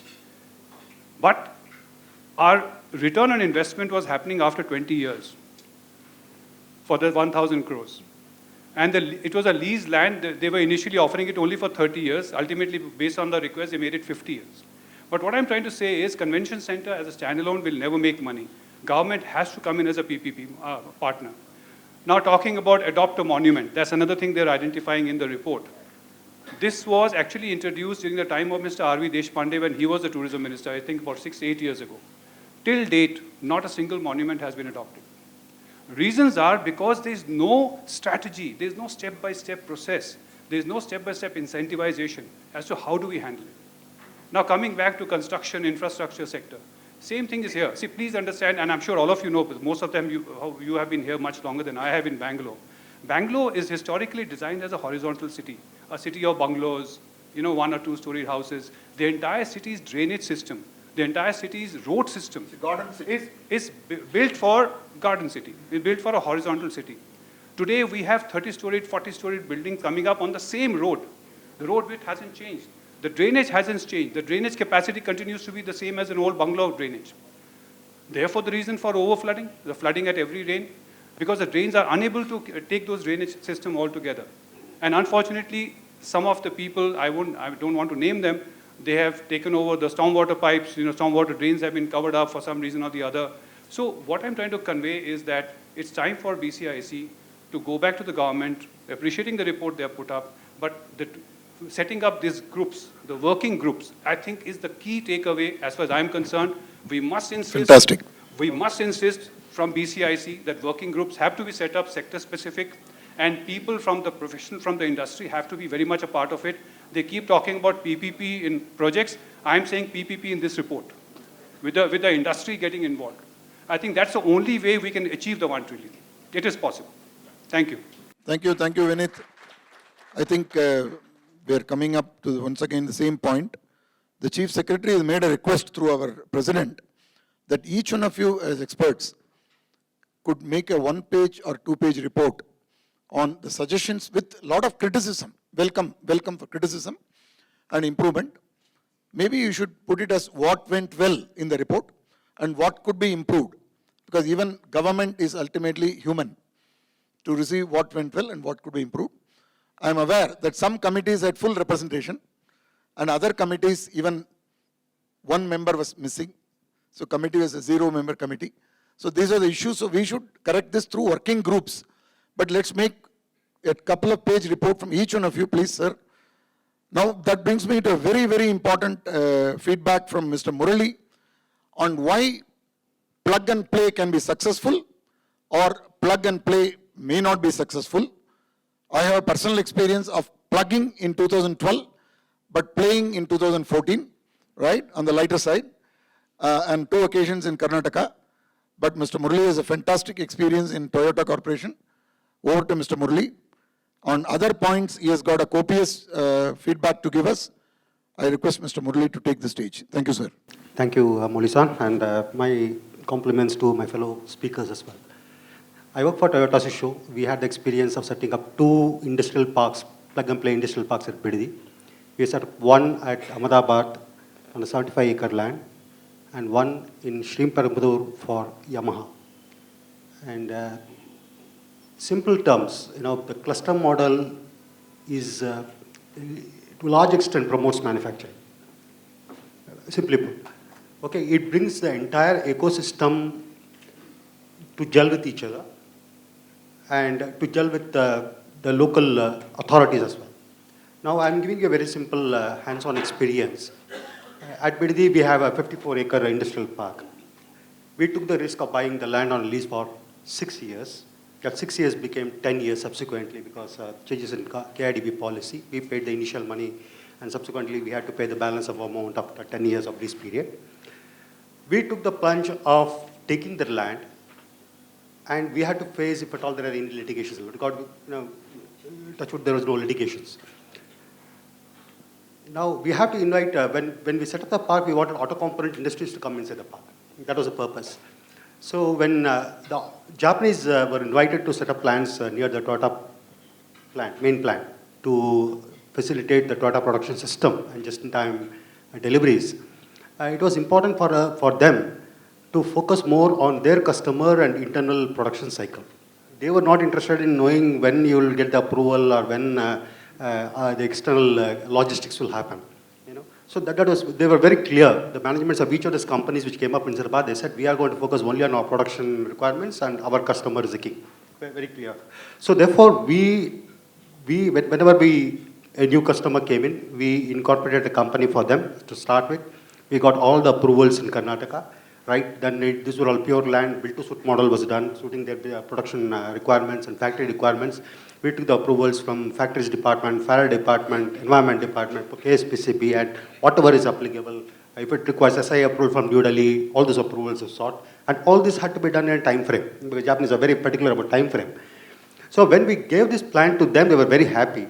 And they focused mainly with the customer, and they started working in terms, working with their production cycles.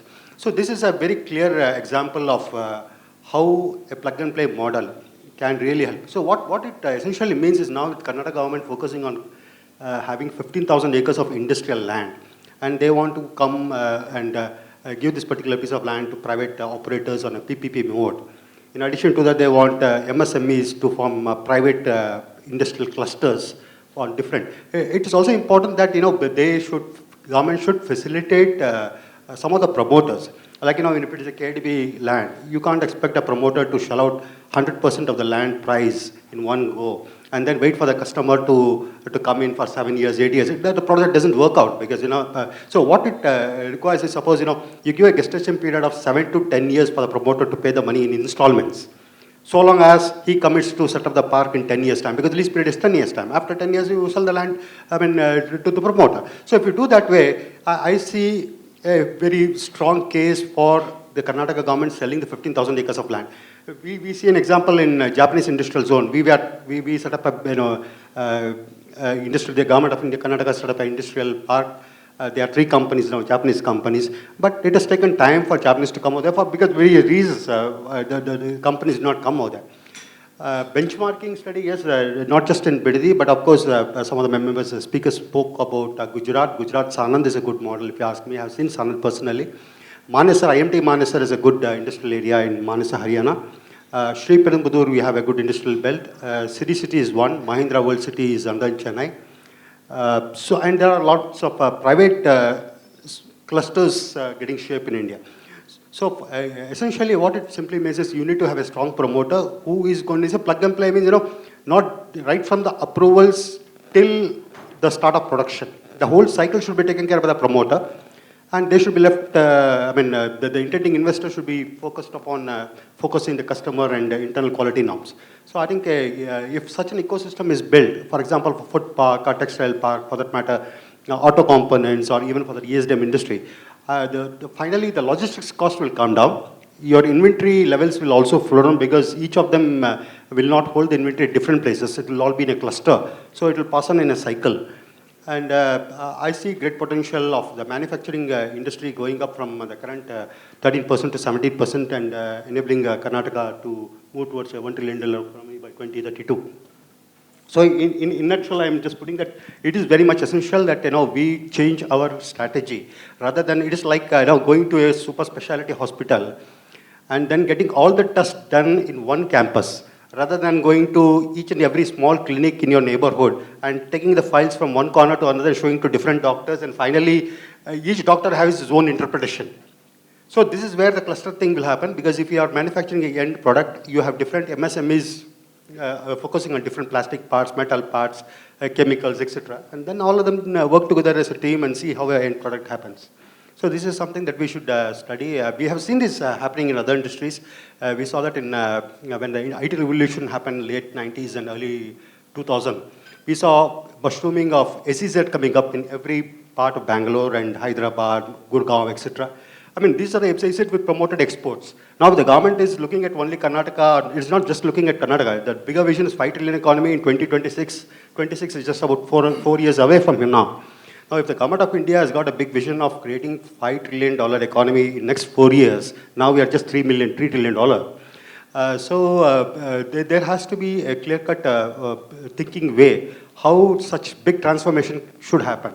Of course, there is a call from the government that a private party should come forward to invest just like they are doing. But at the same time, you need support in terms of financing, whether or some investments coming from the government, when they create the park, and thereafter they will dilute the stake as the project shapes up. So there's also one model where government participation can happen. Thank you. Thank you, Mr. Murali. Yeah, I think Vineet wants to make one more point. Please. No, sorry, just one more point, Mr. President. One more point that needs to be captured is, while the city is expanding beyond its boundaries, where's the water? I think that message needs to go. Nobody discusses that. Most of the city is dependent on tanker water. The elephant in the room. So I think this should also be conveyed, that what's your plan? Yeah. Okay, I think, One more okay. point. Murali, one more point. We focus on just a plug-and-play industrial park, in isolated. But just having a cluster of industries in one place may not really be helpful for the larger ecosystem. Absolutely. You need to have the total industrial area also to be maintained. In Bidadi, for example, as an association, we have 250 companies, primarily led by Toyota Cluster Motor and Bosch Limited. Now, these industries shell out their money maintain the industrial area by paying maintenance fees. And in the whole process, the roads, the stormwater drain, safety patrolling, all this is taken care. So in nutshell, what would happen is, there is a good flow, good logistics flow, primarily, and the safety of women and workmen are taken care. For 2 shifts and 3 shifts can operate at any point in time. Sure. So these are all, the ecosystem. We need to make a concept paper. So these are things which will enable your manufacturing. Absolutely. The government of Karnataka has already started, giving away the maintenance of industrial areas to local. Totally agree with you, Murali. Associations. So I think this is also one way of how government can come forward. Of course, there are some issues like property taxes payment and all. This has to be to large extent. No, we have many micro and macro points. The big picture is clear. Okay. Yes. Okay. I think the big picture is very, very clear. So I will just take probably 1.5 minutes to give the big picture. First, at the outset, I thank all the great panelists to give a fantastic ovation to. Thank you very much. The key point, there are only 3 points. Implementation, implementation, implementation. These are 3 points.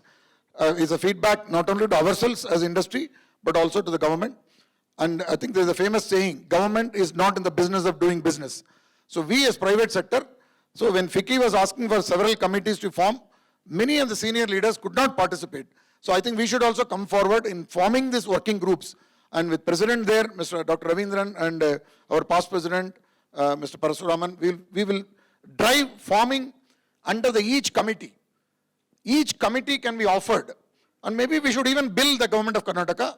The planning department will pay us, I am telling you, President, and each committee can take the lead and have a 4 or 5 people who may not belong to BCIC, draw upon them from various people, and the cluster formation, Murali can be the best person to define and create a white paper on what is cluster formation.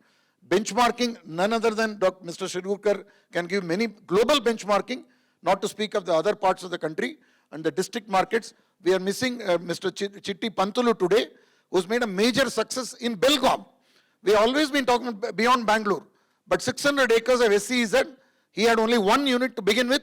Today, the 600 acres is overflowing, and at that time, Chidambaram gave private SEZ approvals, not to talk of government SEZ. So there is a case study in our state of Belgaum, Ashok Kayan and other places.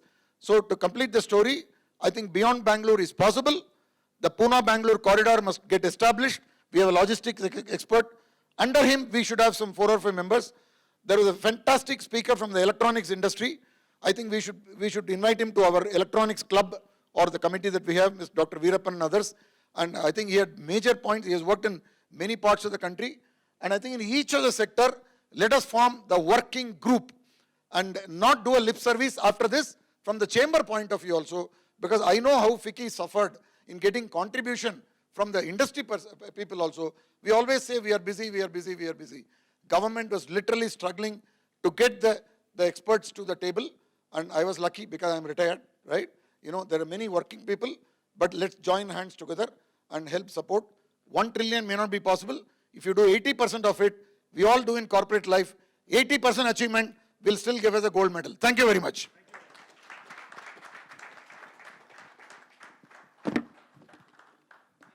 Dr. Devarajan should give the vote of thanks, and then we will give the awards. We will come down and do that because Dr. Devarajan has been waiting.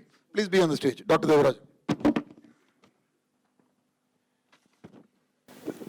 Good evening, everyone. I think, first of all, very sorry for keeping you waiting and hungry.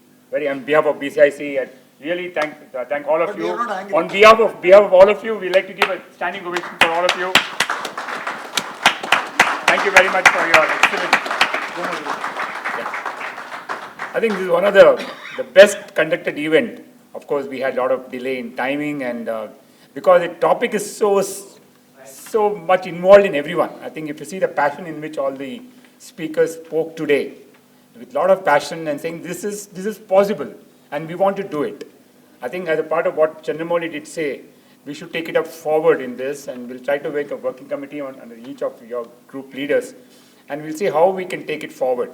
One thing which I learned from... proposal to government. Yeah, and we'll definitely make it happen. Yeah. See, one thing we learned from Japanese is, whenever we used to have a lot of annual plans, 5-year plans, they said plans are nothing if you don't have planning to do strategically achieving it. And that's the area in which we are trying to do today.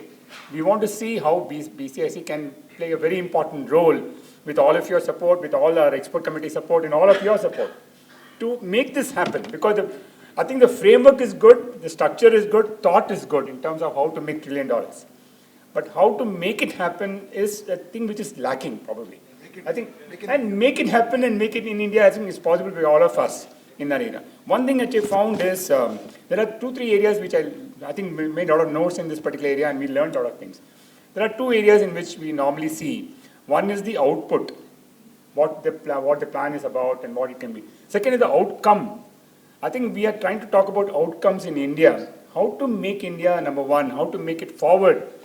And it's possible only when we have a global picture of it, and all of us have to play a part in terms of the government support as well as our own support. And like what Murali did say, plug and play, it's important to have the wholesome picture of it. Not only giving the land, not only giving the facility, it has to be a wholesome in terms of the structures, in terms of the facilities, in terms of the roadways.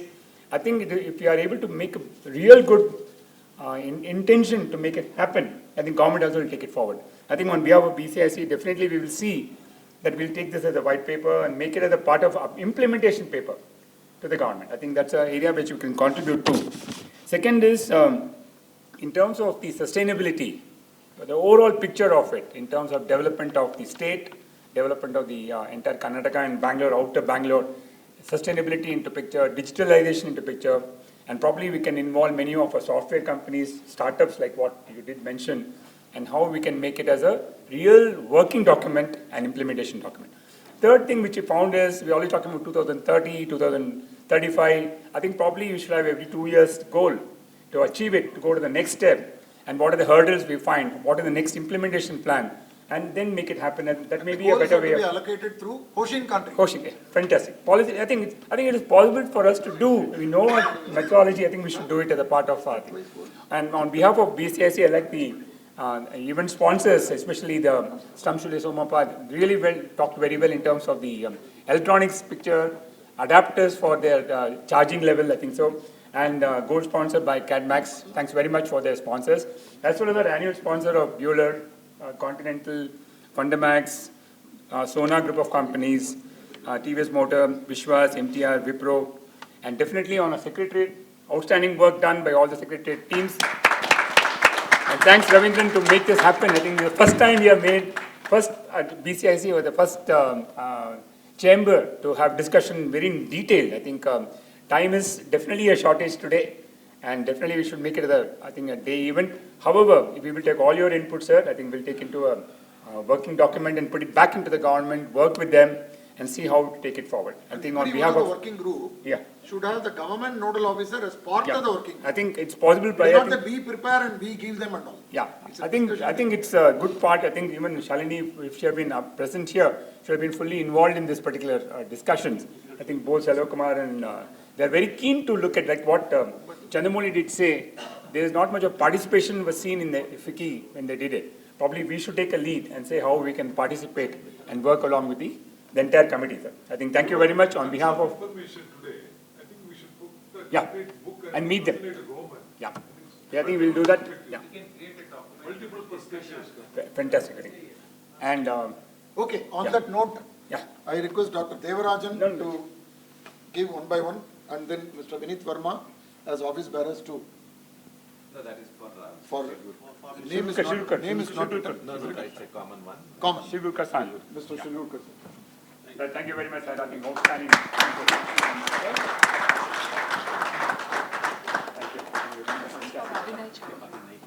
Vinit. Mr. Abhinay Chaudhary. Vinit. Mr. Abhinay Chaudhary.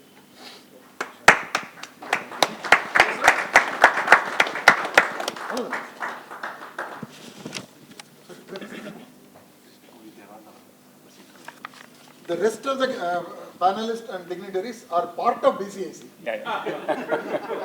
But however, I thank Mr. Krishna Kumar. Thank you very much.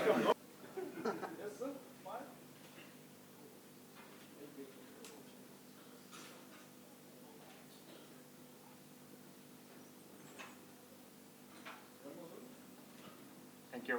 Thank you. Thank you.